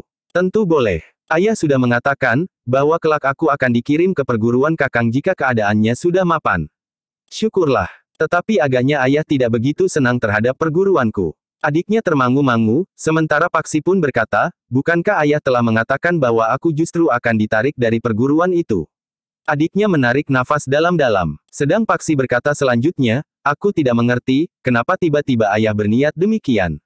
Sebelum kami membuka hutan jabung, ayah termasuk salah seorang yang mendorong agar kami segera membuka bagian tepi hutan jabung untuk membangun sebuah padepokan. Mungkin ayah menjadi cemas, bahwa serangan seperti yang pernah terjadi itu akan terulang. Setidak-tidaknya untuk saat ini, tidak akan ada yang berani mengutik-utik padepokan itu. Gerombolan-gerombolan serta perguruan-perguruan yang terlibat telah dihancurkan. Demikian pula pasukan Harya Wisaka. Ya, Kakang, yang dalam serangan itu tidak nampak adalah Repak Rembulung dan Pucuk Rembulang. Apakah ia memang tidak dapat, atau para cantrik dan para prajurit tidak dapat mengenali ciri-cirinya sehingga mereka menduga bahwa keduanya tidak nampak di arena pertempuran di hutan jabung itu? Tetapi aku akan mohon kepada ayah, agar aku diperkenankan untuk memasuki perguruan itu. Kakang sendiri nampaknya telah dapat menguasai ilmu sampai tataran yang memadai. Aku pun berharap agar aku tidak ditarik dari perguruan itu. Apa sebenarnya maksud ayah? Entahlah. Paksilah yang kemudian mengajak adiknya keluar dari sanggar. Keduanya pun kemudian duduk di bawah sebatang pohon gayam yang tinggi di halaman belakang. Ketika matahari semakin turun di sisi barat, maka Paksi pun segera teringat, bahwa ia harus kembali ke barak. Setelah minta diri kepada ayah, ibunya dan adik-adiknya, maka Paksi pun segera melarikan kudanya menuju ke hutan jabung. Ia tidak ingin kemalaman di perjalanan. Dalam pada itu, ayah Paksi memang nampak terlalu gelisah. Tetapi ia tidak mengatakan kepada siapapun kenapa ia menjadi demikian gelisah. Juga kepada Nyi Tumenggung itu selalu ganti bertanya, aku kenapa? Bukankah aku tidak apa-apa? Nyi Tumenggung memang tidak dapat memaksa suami untuk berbicara. Jika terjadi salah paham, maka Ki Tumenggung itu justru akan dapat menjadi marah kepadanya. Karena itu, Nyi Tumenggung memang merasa lebih baik untuk menunggu sehingga pada suatu saat Ki Tumenggung menceritakan persoalannya kepadanya. Dalam pada itu, ketika Paksi telah berada di hutan jabung, maka ia pun telah menceritakan rerasan ayahnya kepada Ki Panengah dan Ki Waskita.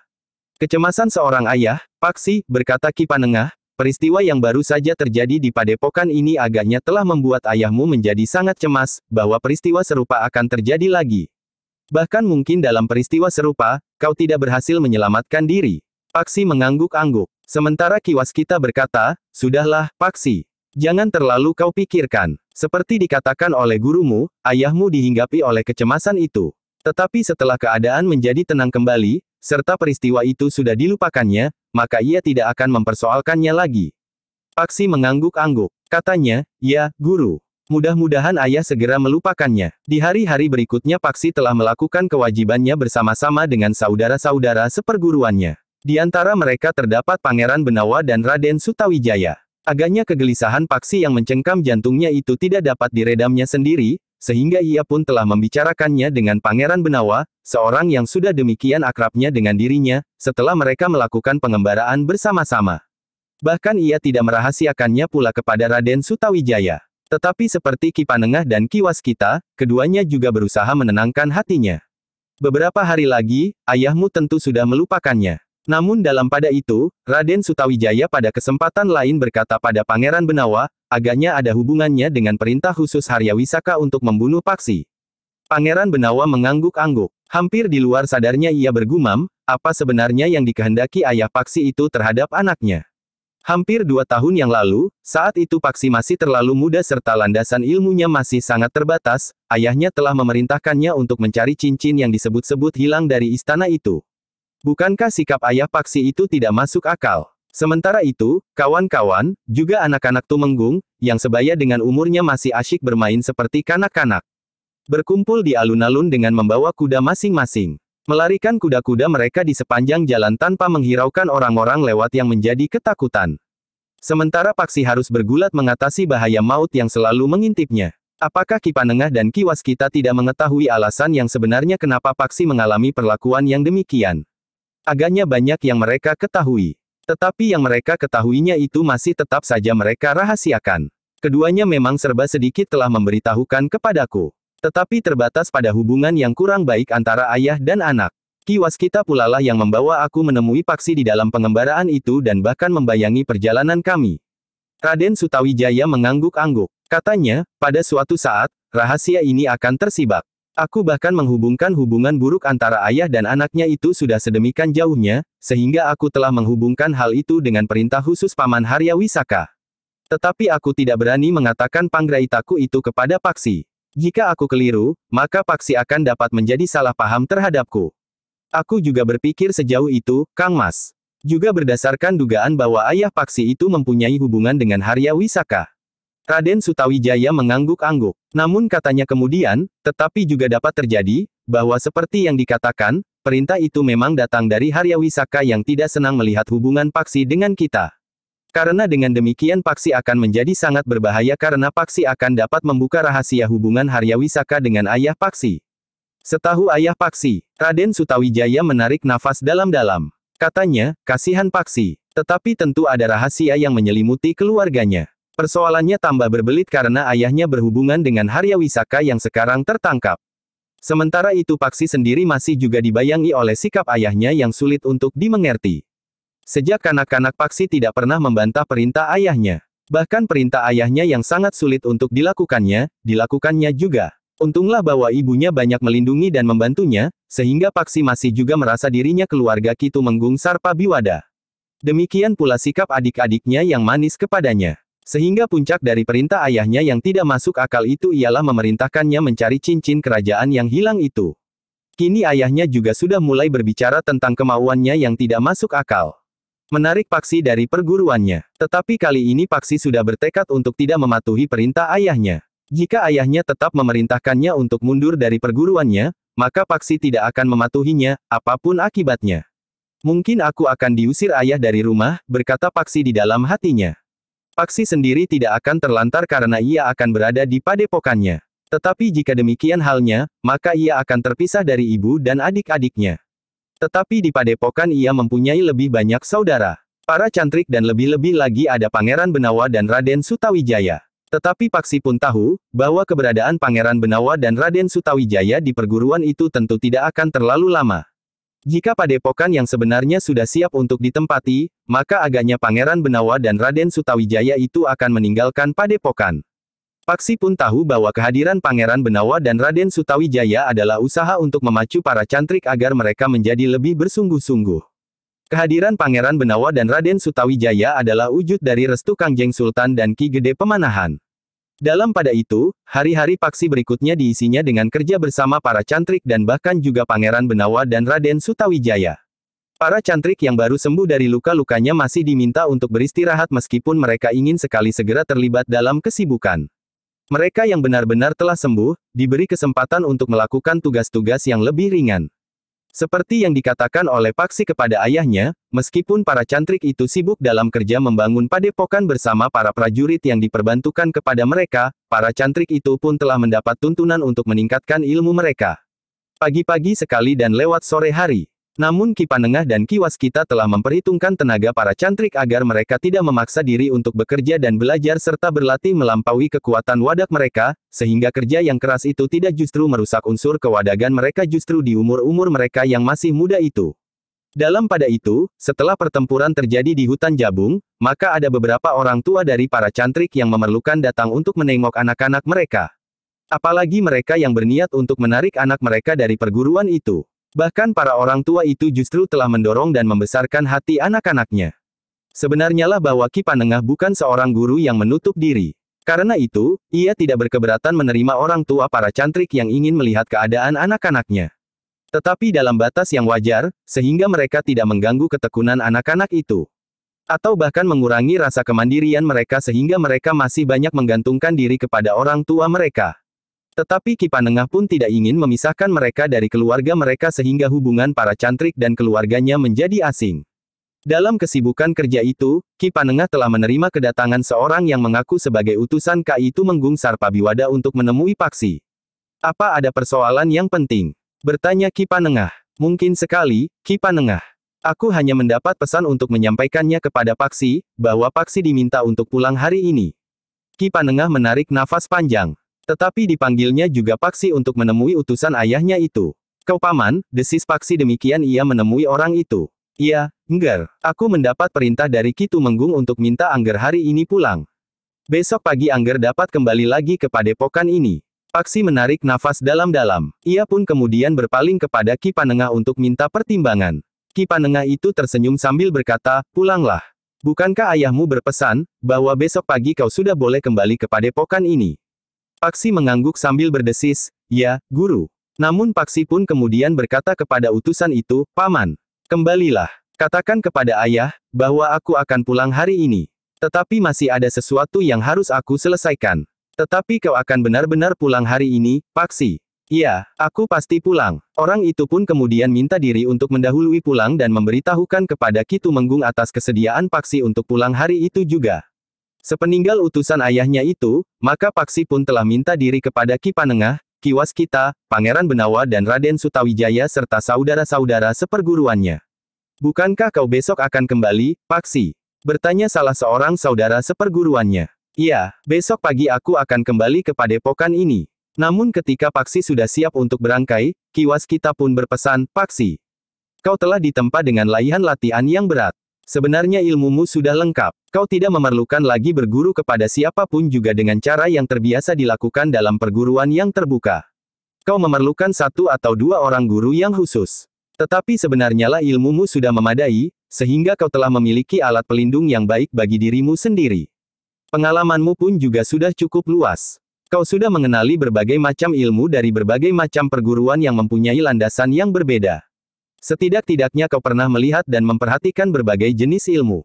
Karena itu, aku percaya bahwa kau mampu melindungi dirimu sendiri terhadap orang lain asal mereka tidak memiliki tingkatan ilmu yang khusus sebagaimana Pangeran Benawa dan Raden Sutawijaya. Paksi mengangguk-angguk. Sementara Ki Panengah berkata bahwa tongkatmu, senjata itu seakan-akan telah menyatu dengan tanganmu. Baik guru, sahut Paksi sambil mengangguk hormat. Demikianlah, maka sejenak kemudian Paksi pun telah melarikan kudanya dengan kencang menuju ke Pajang. Di sepanjang jalan Paksi tidak kehilangan kewaspadaannya. Mungkin ada orang yang berniat buruk. Bahkan mungkin para pengikut Haryawisaka yang sudah tertangkap. Meskipun orang yang datang memanggilnya sudah dikenalnya, tetapi hubungan ayahnya dengan Haryawisaka membuat Paksi harus berhati-hati. Bagaimanapun juga kecurigaan Paksi terhadap ayahnya sulit untuk disisihkannya, bahwa ayahnya adalah salah seorang pendukung Haryawisaka apapun alasannya. Namun ternyata Paksi tidak mengalami hambatan di perjalanan. Sebelum senja, Paksi telah berada di rumahnya. Demikian ia masuk lewat pintu seketeng, maka yang pertama kali ditemuinya adalah ibunya. Ibu, ayah memanggil aku pulang hari ini. Ibunya mengangguk. Apakah ada sesuatu yang penting? Aku kurang tahu, Paksi. Tetapi ayah sekarang sedang menerima seorang tamu. Tamu, aku tidak melihat seorang pun di peringgitan. Ayah menerima tamunya di serambi kanan. Agaknya kau nanti juga akan diperkenalkan dengan tamunya itu. Apakah ibu tidak tahu, apakah yang sedang dibicarakan ayah dengan tamunya? Tidak Paksi, akhir-akhir ini ayahmu menjadi semakin tertutup. Aku tahu bahwa seorang istri tidak selalu perlu mengetahui seluruh persoalan suaminya, tetapi kadang-kadang terbersit juga keingintahuan itu jika terjadi perubahan sikap suaminya. Dan ibu tidak bertanya kepada ayah. Aku tidak ingin hubungan keluarga di rumah ini dibayangi oleh kesalahan pahaman. Karena itu, ibu lebih banyak menunggu saat-saat pintu hati ayahmu terbuka. Paksi mengangguk-angguk, namun terasa bahwa ada sesuatu yang memang dirahasiakan oleh ayahnya. Ketika Paksi kemudian masuk ke ruang dalam, dilihatnya adik laki-lakinya duduk merenung sendiri. "Di mana adikmu?" bertanya Paksi. Adik laki-lakinya itu terkejut. Segera ia bangkit dan berdesis, "Kakang, kenapa kau merenung sendiri di situ?" Adiknya menggeleng, namun di wajah itu tidak lagi nampak pancaran kegembiraan masa remajanya. "Apakah anak ini juga akan mengalami nasib seperti aku?" bertanya Paksi di dalam hatinya. Paksi pun kemudian duduk pula di ruang dalam bersama adik laki-lakinya. Dengan nada dalam Paksi bertanya, apakah yang dibicarakan oleh tamu itu dengan ayah? "Entahlah, Kakang, tetapi agaknya tentang sebuah perguruan. Aku tidak tahu apakah ada hubungannya dengan niat ayah menarik Kakang dari perguruan Kakang yang sekarang." Paksi termangu-mangu sejenak, namun kemudian katanya, "Katakan kepada ayah, bahwa aku sudah datang." Adiknya mengangguk. Ia pun kemudian pergi ke serambi kanan untuk memberitahukan kepada ayahnya, bahwa Paksi sudah datang. "Suruh ia kemari," sahut ayahnya. Sejenak kemudian Paksi pun telah duduk bersama dengan ayahnya dan seorang tamu. Seorang yang sudah separuh baya. Wajahnya nampak suram. Matanya yang agak redup memandang Paksi dengan pancaran kecurigaan. "Inikah anak itu?" bertanya orang itu kepada Ki Tumenggung Sarpa Biwada. "Iya, Ki Semburwangi, inilah anak yang aku katakan itu." Orang itu mengangguk-angguk. Paksi pun segera mengetahui bahwa orang itu bernama Ki Semburwangi. Dengan nada rendah orang itu berdesis, "Namamu Paksi, kan?" Paksi mengangguk hormat sambil menjawab, "Ya, Ki Semburwangi." "Sejak kapan kau berguru kepada Ki Panengah?" bertanya orang itu tiba-tiba. Paksi terkejut menerima pertanyaan itu. Rasa-rasanya pertanyaan itu begitu tiba-tiba sehingga ia belum siap untuk menjawabnya. Karena Paksi tidak segera menjawab, maka Ki Tumenggunglah yang menjawabnya, "Sejak 3 atau 4 tahun yang lalu, Ki Semburwangi." Tetapi Ki Semburwangi itu mengulangi pertanyaannya, "Paksi, sejak kapan kau berguru kepada Ki Panengah?" Ki Tumenggung Sarpa Biwada pun tahu, bahwa Paksilah yang harus menjawabnya. Karena itu, dibiarkannya Paksi yang menjawabnya sendiri. Debar di dada Paksi sudah mulai mereda. Ia pun kemudian menirukan saja jawab ayahnya, "Sejak sekitar 3 atau 4 tahun yang lalu, Ki Semburwangi." "Kau hanya menirukan jawab ayahmu. Sebenarnya lah memang demikian. Tetapi kau pernah berhenti berguru lebih dari setahun." "Iya, Ki Semburwangi. Kenapa kau berhenti berguru?" Paksi termangu-mangu sejenak. Dipandanginya ayahnya yang juga termangu-mangu. Namun Paksi itu pun kemudian menjawab, "Aku kemudian mengembara lebih dari setahun." "Kenapa kau mengembara? Kau tentu malas berguru. Kau lebih senang berkeliaran. Bukankah kau menyangka bahwa berkeliaran itu menjanjikan kebebasan kepadamu sehingga kau tidak lagi terikat kepada pageran-pageran di sebuah perguruan? Tetapi apa yang kau dapatkan dalam pengembaraanmu itu? Akhirnya kau kembali pulang. Kau sia-siakan saja waktumu yang hampir 2 tahun itu. Ketika kau mulai mengembara kau berumur sekitar 17 tahun, sedangkan sekarang kau berumur 19 tahun. Paksi tidak menjawab. Ia hanya menundukkan kepalanya saja. Ia tidak tahu, apakah ayahnya sudah berbohong tentang masa pengembaraannya, itu, sehingga Ki Semburwangi menyangkanya, bahwa ia sekedar berkeliaran tanpa tujuan. "Paksi," berkata Ki Semburwangi kemudian, "apakah kau benar-benar ingin berguru?" Pertanyaan itu juga mengejutkannya. Dengan dahi yang berkerut Paksi pun menjawab, "Aku memang sedang berguru kepada Ki Panengah." Omong kosong. Apa yang dilakukan Panengah sekarang? Ia memanfaatkan beberapa orang muridnya itu untuk kepentingannya sendiri. Ia telah berhasil mengelabui Ki Gede Pemanahan, bahkan Kangjeng Sultan sendiri, sehingga ia mendapat kepercayaan yang besar. Bahkan bantuan yang tidak terhitung jumlahnya. Uang, peralatan, bahan-bahan bangunan dan bahan pangan, tenaga dan wewenang. Tetapi jika padepokan itu sudah berdiri, maka segala-galanya itu akan diakunya, seakan-akan miliknya sendiri yang dibuatnya dengan tenaga dan biaya yang dikeluarkannya sendiri. Paksi mengerutkan dahinya. Ia tidak senang mendengar pendapat itu. Tetapi ketika ia memandang ayahnya sekilas, maka Paksi pun segera menundukkan kepalanya. Nah, sekarang aku bertanya kepadamu, apakah kau benar-benar ingin berguru pada sebuah perguruan yang memiliki bobot yang memadai? Bukan sekedar arena untuk memenuhi kepentingan diri sendiri. Paksi pun segera mengetahui, persoalan apakah yang sebenarnya sedang dihadapinya. Karena itu, maka sikapnya pun justru menjadi semakin tegas. Ia sudah menentukan sikapnya, bahwa ia tidak akan meninggalkan perguruannya. Karena itu, maka ia pun menjawab, meskipun Paksi harus berhati-hati, maafkan Ki Semburwangi. Aku memang ingin berguru dan aku sudah berguru. Jawab pertanyaanku, Ki Semburwangi itu membentak, apakah kau ingin berguru di perguruan yang tepat yang memiliki bobot yang tinggi? Iya, dan aku sudah berguru pada sebuah perguruan yang tepat dan memiliki bobot yang tinggi. Diam kau, Ki Semburwangi itu hampir berteriak, aku tidak mau mendengar jawaban seperti itu. Jawaban yang tidak jujur dan dapat memberikan arti yang salah. Calon muridku harus jujur, berani mengatakan apapun sesuai dengan nalar dan keyakinannya. Paksi termangu-mangu sejenak. Sementara itu, adik laki-laki Paksi yang kemudian berada di ruang dalam pun terkejut. Ia mendengar tamu ayahnya itu membentak keras. Apa yang terjadi? Bertanya anak muda itu di dalam hatinya. Paksi memang terdiam sejenak. Jantungnya menjadi berdebar-debar. Sekilas-sekilas dipandanginya wajah ayahnya. Namun ia tidak dapat membaca apa sebenarnya maksud ayahnya. Sekarang, jawab pertanyaanku dengan jujur. Apakah kau ingin berguru pada seorang guru yang mumpuni yang memimpin sebuah perguruan yang namanya sudah semerbak di seluruh Pajang? Perguruan yang telah berhasil menempa puluhan orang-orang terkenal dan disegani di seluruh Pajang. Tiba-tiba saja Paksi justru ingin tahu, apa yang akan dikatakan orang itu selanjutnya. Karena itu, maka ia pun menjawab singkat, ya. Nah, kejujuran dengan penalaran yang matang seperti itulah yang aku inginkan dari sikap seorang murid yang baik. Paksi tidak menyahut, tetapi ia harus mengatur perasaannya menghadapi persoalan yang akan menjadi semakin rumit apabila ayahnya ikut menyatakan sikapnya. Namun dalam pada itu, jantung Paksi pun tergetar ketika ia mendengar orang yang bernama Ki Semburwangi itu berkata, tetapi tidak mudah untuk dapat menjadi murid dari perguruanku. Aku mendapat wewenang sepenuhnya dari Ki Ajar Wisesa Tunggal untuk menilai apakah kau pantas atau tidak pantas untuk diterima di perguruan kami. Jantung Paksi menjadi semakin cepat bergelar. Kepada Ki Tumenggung Sarpabiwada, Ki Semburwangi itu berkata, Ki Tumenggung. Anak Ki Tumenggung agak meragukan bagi perguruan kami. Ia sudah mulai dengan sikap yang tidak jujur, meskipun sikap itu kemudian diperbaikinya. Karena itu, untuk membuat pertimbangan yang mapan, maka aku ingin tahu, apa saja yang pernah diterimanya dari gurunya di perguruan yang sama sekali tidak berbobot sebagaimana perguruan Ki Panengah. Wajah Ki Tumenggung berkerut. Hampir di luar sadarnya ia pun bertanya, apakah dengan demikian dapat berarti bahwa Paksi mungkin ditolak? Aku ingin melihat, jika ternyata terdapat banyak kekurangannya, serta sikapnya yang tidak jujur itu, maka Paksi akan dapat diterima dengan syarat. Ki Tumenggung menarik nafas panjang. Dari pembicaraan itu, Paksi dapat menarik kesimpulan, bahwa ayahnya telah memutuskan untuk memindahkan Paksi dari perguruannya ke sebuah perguruan lain yang agaknya dipimpin oleh orang yang disebut Ki Ajar Wisesa Tunggal. Sedangkan Ki Semburwangi adalah salah seorang kepercayaan Ki Ajar Wisesa Tunggal. Ki Tumenggung, berkata Ki Semburwangi, apakah Ki Tumenggung mempunyai sanggar yang memadai?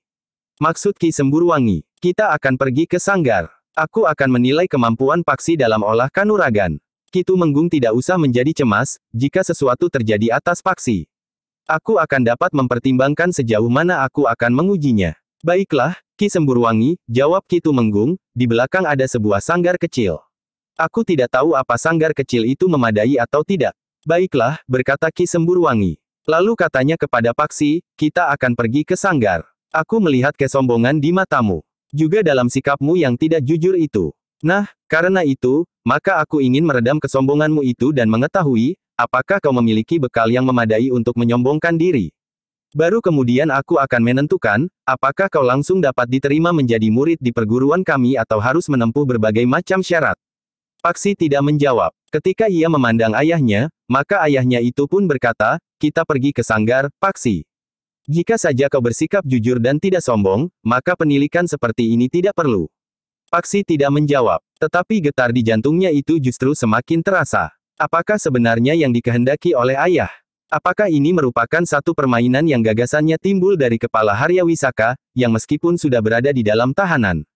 Bertanya Paksi di dalam hatinya, tetapi tidak seorang pun diperkenankan menemui Arya Wisaka.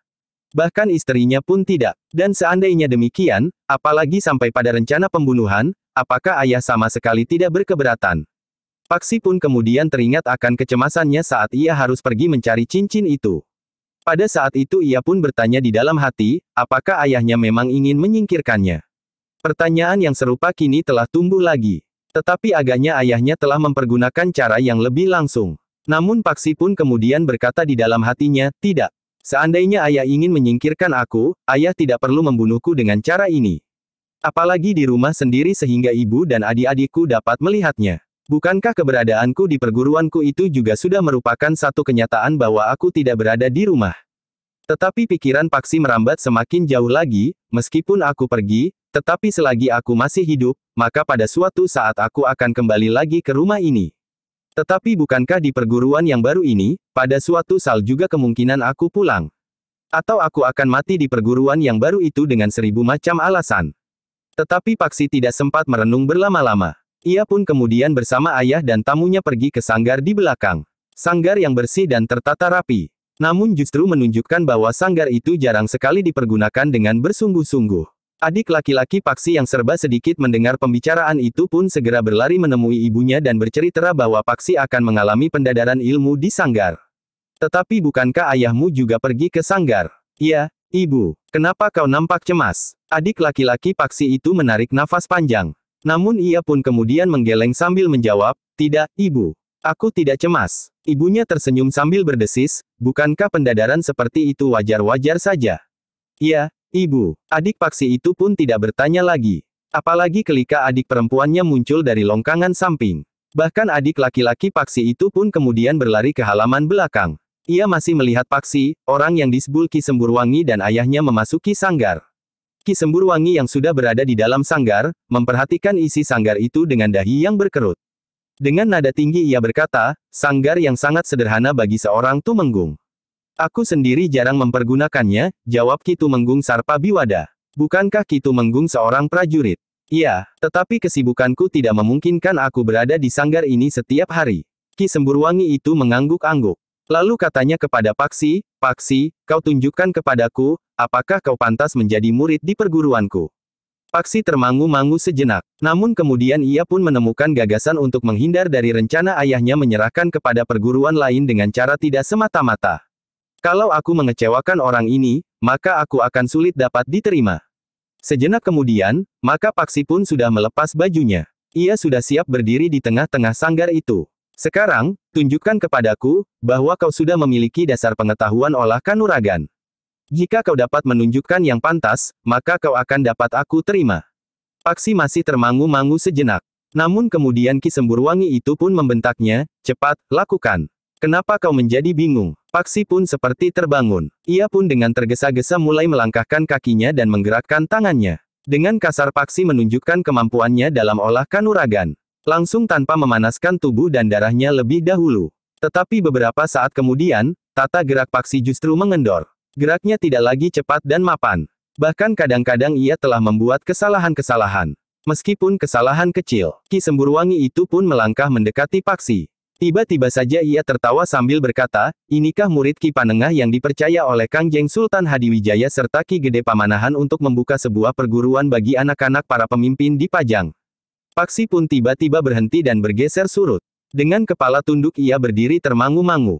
Ki Tumenggung, kau lihat sendiri, bagaimana anakmu ini menunjukkan kemampuannya setelah berguru sekitar 3-4 tahun. Tetapi Ki Tumenggung nampaknya mengetahui cara Paksi untuk menolak agar ia tidak dipindahkan dari perguruannya yang lama. Karena itu, maka Ki Tumenggung itu pun berkata, ia tidak pernah bersungguh-sungguh, Ki Semburwangi.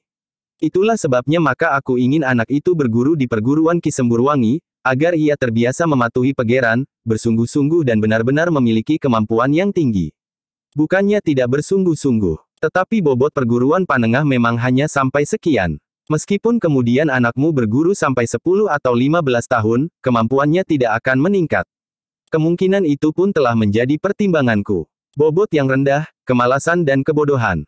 Ki Tumenggung, aku akan memaksa anakmu untuk meningkatkan ilmunya sampai ke puncak kemampuannya. Aku kira, anak ini memang anak yang sangat malas. Maksud Ki Semburwangi, aku akan turun ke arena. Aku tantang anak itu berkelahi. Dengan demikian, ia akan terpaksa meningkatkan ilmu sampai ke puncak kemampuannya. Ia tidak akan bermain-main dengan malas, karena serangan-seranganku benar-benar menyakitinya. Dahi Ki Tumenggung pun berkerut. Tetapi Ki Semburwangi pun berkata, jangan takut. Anakmu tidak akan mati. Aku hanya akan memaksanya menunjukkan kemampuannya yang sebenarnya. Tanpa dipaksa anak yang malas ini tidak akan melakukannya. Ki Tumenggung mengangguk-angguk sambil berkata, silahkan, Ki Semburwangi. Segala sesuatunya aku serahkan kepada Ki Semburwangi. Paksilah yang menjadi berdebar-debar. Ia pun menjadi ragu-ragu. Apakah ia akan tetap menunjukkan kedunguannya sehingga ia tidak akan dapat diterima di perguruan Ki Semburwangi yang dipimpin oleh Ki Ajar Wisesa Tunggal, atau ia akan melindungi dirinya agar tidak disakiti oleh Ki Semburwangi, karena Paksi sadar, bahwa untuk memaksanya meningkatkan ilmunya sampai ke puncak orang itu akan benar-benar menyakitinya. Tetapi sebelum Paksi dapat memastikan sikapnya, maka Ki Semburwangi pun telah berdiri di hadapannya. Tanpa menyingsingkan kain panjangnya, ia pun berkata, bersiaplah Paksi, aku akan memaksamu menunjukkan kepadaku, tataran kau, tidak akan dapat melakukannya sendiri tanpa dipaksa dengan kekerasan. Paksi berdiri termangu-mangu. Namun tiba-tiba saja di luar dugaan Paksi, orang itu telah menjulurkan tangannya langsung ke arah dada Paksi. Paksi masih belum bersiap. Ia pun belum memutuskan, apakah ia akan membiarkan dirinya babak belur dan merah biru dan wajahnya menjadi lembab sedang matanya menjadi bengkak, apakah ia harus melawan. Namun jika ia harus melawan, maka ia harus menunjukkan kemampuannya yang sebenarnya. Dalam kebimbangan itu, pukulan tangan Ki Semburwangi itu pun ternyata mampu mengenai sasarannya. Pukulan itu cukup keras, tetapi sebenarnya masih mampu diatasi oleh daya tahan Paksi yang tinggi. Namun ternyata Paksi itu membiarkan dirinya terdorong surut selangkah dan kemudian terhuyung-huyung jatuh di tanah. Ki Semburwangi itu berdiri tegak dengan kaki renggang. Dipandanginya Paksi dengan bibir yang seakan-akan tercibir. Dari mulurnya terdengar orang itu berkata, bangkit murid Panengah. Inikah ukuran keberhasilan perguruanmu itu? Jantung Paksi menjadi panas. Tiba-tiba saja ia mempunyai gagasan baru. Ia tidak hanya sekedar akan melindungi diri. Tetapi ia benar-benar akan melawan orang itu dengan segenap kemampuannya. Jika aku menang, maka tidak akan pantas baginya untuk menerimaku sebagai murid, karena ilmuku lebih tinggi dari ilmunya. Sebaiknya jika aku kemudian kalah, maka ia tentu akan mengambil beberapa keputusan. Antara lain, aku akan diterima dengan syarat. Aku akan mengalami cobaan yang berlapis, karena orang itu tentu benar-benar akan marah kepadaku. Tetapi Paksi tidak sempat berpikir lebih panjang. Terdengar Ki Semburwangi itu berteriak lagi, bangkit, murid Panengah. Paksi pun kemudian berusaha untuk bangkit. Sementara Ki Tumenggung serpa Biwada itu pun berkata, Paksi, hanya itulah yang kau miliki setelah kau berguru selama 4 tahun. Paksi tidak menjawab, tetapi tiba-tiba saja ia cenderung untuk melawan dan bahkan mengalahkan Ki Semburwangi jika mungkin. Karena Ki Semburwangi tentu juga seorang yang berilmu tinggi. Ia adalah seorang yang mendapat kepercayaan dari orang yang menyebut dirinya Ki Wisesa Tunggal yang memimpin perguruannya. Jika ia ternyata kemudian kalah, apa boleh buat? Tetapi sama sekali tidak terbersit niatnya untuk meninggalkan perguruannya. Sejenak kemudian, Paksi pun telah berdiri berhadapan dengan Ki Semburwangi. Meskipun Paksi telah bertekad untuk melawan sekuat-kuatnya, namun ia tidak dengan serta-merta meningkatkan ilmunya sampai ke puncak. Ia harus menjajaki kemampuan lawannya untuk menentukan sikap terakhirnya. Karena itu, maka Paksi pun mulai melawan Ki Semburwangi dari tataran yang paling sederhana, mengimbangi tataran ilmu Ki Semburwangi, karena Ki Semburwangi memang menganggap Paksi baru memiliki dasar-dasar kemampuan olah kanuragan. Ketika kemudian Ki Semburwangi menyerangnya lagi, Paksi sudah siap untuk menghindar, sehingga serangan Ki Semburwangi tidak mengenai sasarannya. Ki Semburwangi justru tertawa. Katanya, ternyata kau tangkas juga. Kau mampu menghindari seranganku. Paksi tidak menyahut. Tetapi ia pun sudah bersiap menghadapi serangan-serangan berikutnya. Ia sadar sepenuhnya, bahwa Ki Semburwangi tentu akan meningkatkan tataran ilmunya selapis demi selapis. Sebenarnya lah ketika beberapa kali serangan Ki Semburwangi tidak menyentuh tubuh Paksi, maka Ki Semburwangi pun telah meningkatkan kemampuannya. Serangan-serangannya menjadi semakin cepat dan keras. Paksi tidak ingin langsung mencengangkan Ki Semburwangi. Selagi tatanan gerak Ki Semburwangi masih sederhana, maka Paksi pun sekali-sekali membiarkan dirinya dikenai serangan Ki Semburwangi. Ketika kaki Ki Semburwangi terayun menyamping, maka kaki itu telah mengenai lambung Paksi. Tubuh Paksi itu pun terdorong beberapa langkah surut. Nampaknya Paksi hampir saja kehilangan keseimbangannya. Tetapi Paksi mampu bertahan dan tidak terjatuh di lantai sanggar. Bagus, Ki Semburwangi memuji. Namun serangan-serangannya pun kemudian datang beruntun. Paksi sama sekali tidak mengalami kesulitan. Tetapi ia tidak menunjukkan kemampuannya itu. Beberapa kali Paksi meloncat surut mengambil jarak, kemudian Paksi pun seakan-akan memperbaiki kedudukannya yang menjadi sulit. Mari anak muda, berkata Ki Semburwangi, tunjukkan kemampuanmu sebagai murid Panengah. Paksi tidak menjawab, tetapi ia pun mencoba menyerang Semburwangi. Namun setangannya sama sekali tidak mengenai sasaran. Dengan tangkasnya Ki Semburwangi meloncat menghindar. Ketika Paksi memburunya dan menyerang dengan ayunan tangannya menyamping, maka serangan itu telah ditangkis. Namun benturan yang terjadi memang agak mengejutkan Ki Semburwangi. Tenaga anak muda itu terasa berat menekan. Tetapi bagi Ki Semburwangi, tekanan itu hanyalah satu kebetulan. Ia pun yakin, bahwa tangan Paksi tentu juga terasa sakit oleh benturan yang terjadi itu.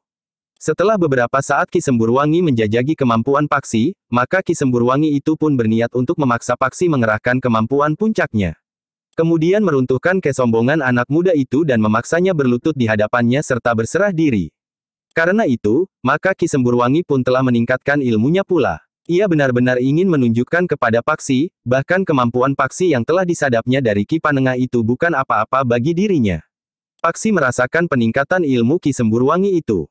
Karena itu, maka Paksi pun telah meningkatkan ilmunya pula untuk mengimbangi kemampuan Ki Semburwangi. Dengan demikian, maka serangan-serangan Ki Semburwangi kemudian telah menggelisahkannya. Paksi pun nampaknya justru menjadi semakin tangkas. Tingkat ilmunya yang lebih tinggi itu tidak menekannya dan menyusutkannya dalam kesulitan. Tetapi anak muda itu rasa-rasanya justru menjadi semakin tegar. Ki Semburwangi menjadi gelisah. Ia memang belum sampai ke puncak ilmunya. Tetapi bahwa untuk melawan anak-anak yang baru mulai belajar olah kanuragan saja, apakah ia harus mengerahkan ilmunya? Tetapi Ki Semburwangi memang menjadi semakin gelisah. Serangan-serangannya justru tidak lagi dapat menyentuh tubuh anak muda itu. Bahkan anak muda itu mulai membalas menyerangnya. Serangan-serangannya semakin lama justru menjadi semakin berbahaya. Aku harus benar-benar menghajar anak yang sangat sombong ini, gerang Ki Semburwangi di dalam hatinya. Karena itu, maka ia telah meningkatkan tataran ilmunya selapis lagi. Dengan garangnya ia menyerang Paksi seperti banjir bandang. Tetapi ternyata Ki Semburwangi tidak mampu memecahkan pertahanan Paksi. Serangan-serangannya masih saja belum dapat mengenai sasarannya. Bahkan Ki Semburwangi itu terkejut bukan kepalang, ketika tiba-tiba saja kaki Paksi telah mengenai lambungnya. Dengan serta-merta, hampir di luar sadarnya, Ki Semburwangi itu meloncat surut untuk mengambil jarak, sementara Paksi tidak memburunya. Seakan-akan Paksi sengaja memberikan kesempatan kepada Ki Semburwangi untuk meyakini apa yang baru saja terjadi. Namun dalam pada itu, Paksi sudah memperhitungkan masak-masak. Ki Semburwangi akan dapat menjadi sangat marah dan bertempur bersungguh-sungguh. Tetapi jika itu yang terjadi, apa boleh buat? Ia sudah bersiap untuk menghadapinya dan siap pula menanggung akibatnya. Bahkan seandainya Ki Semburwangi itu akan membunuhnya. Sejenak Ki Semburwangi berdiri tegak sambil memandang Paksi dengan tajamnya. Dengan suara parau Ki Semburwangi itu pun berdesis, kau ternyata benar-benar anak yang sombong. Adalah di luar dugaan pula bahwa Paksi berani menjawab, aku adalah murid Ki Panengah. Aku hanya ingin menunjukkan tataran kemampuan murid Ki Panengah. Bukankah itu yang kau kehendaki sejak tadi? Beberapa kali kau sebut nama guruku. Cukup, bentak Ki Semburwangi, aku akan memaksamu bertekuk lutut di hadapanku. Tetapi itu pun belum pasti, bahwa kau akan dapat aku terima sebagai muridku.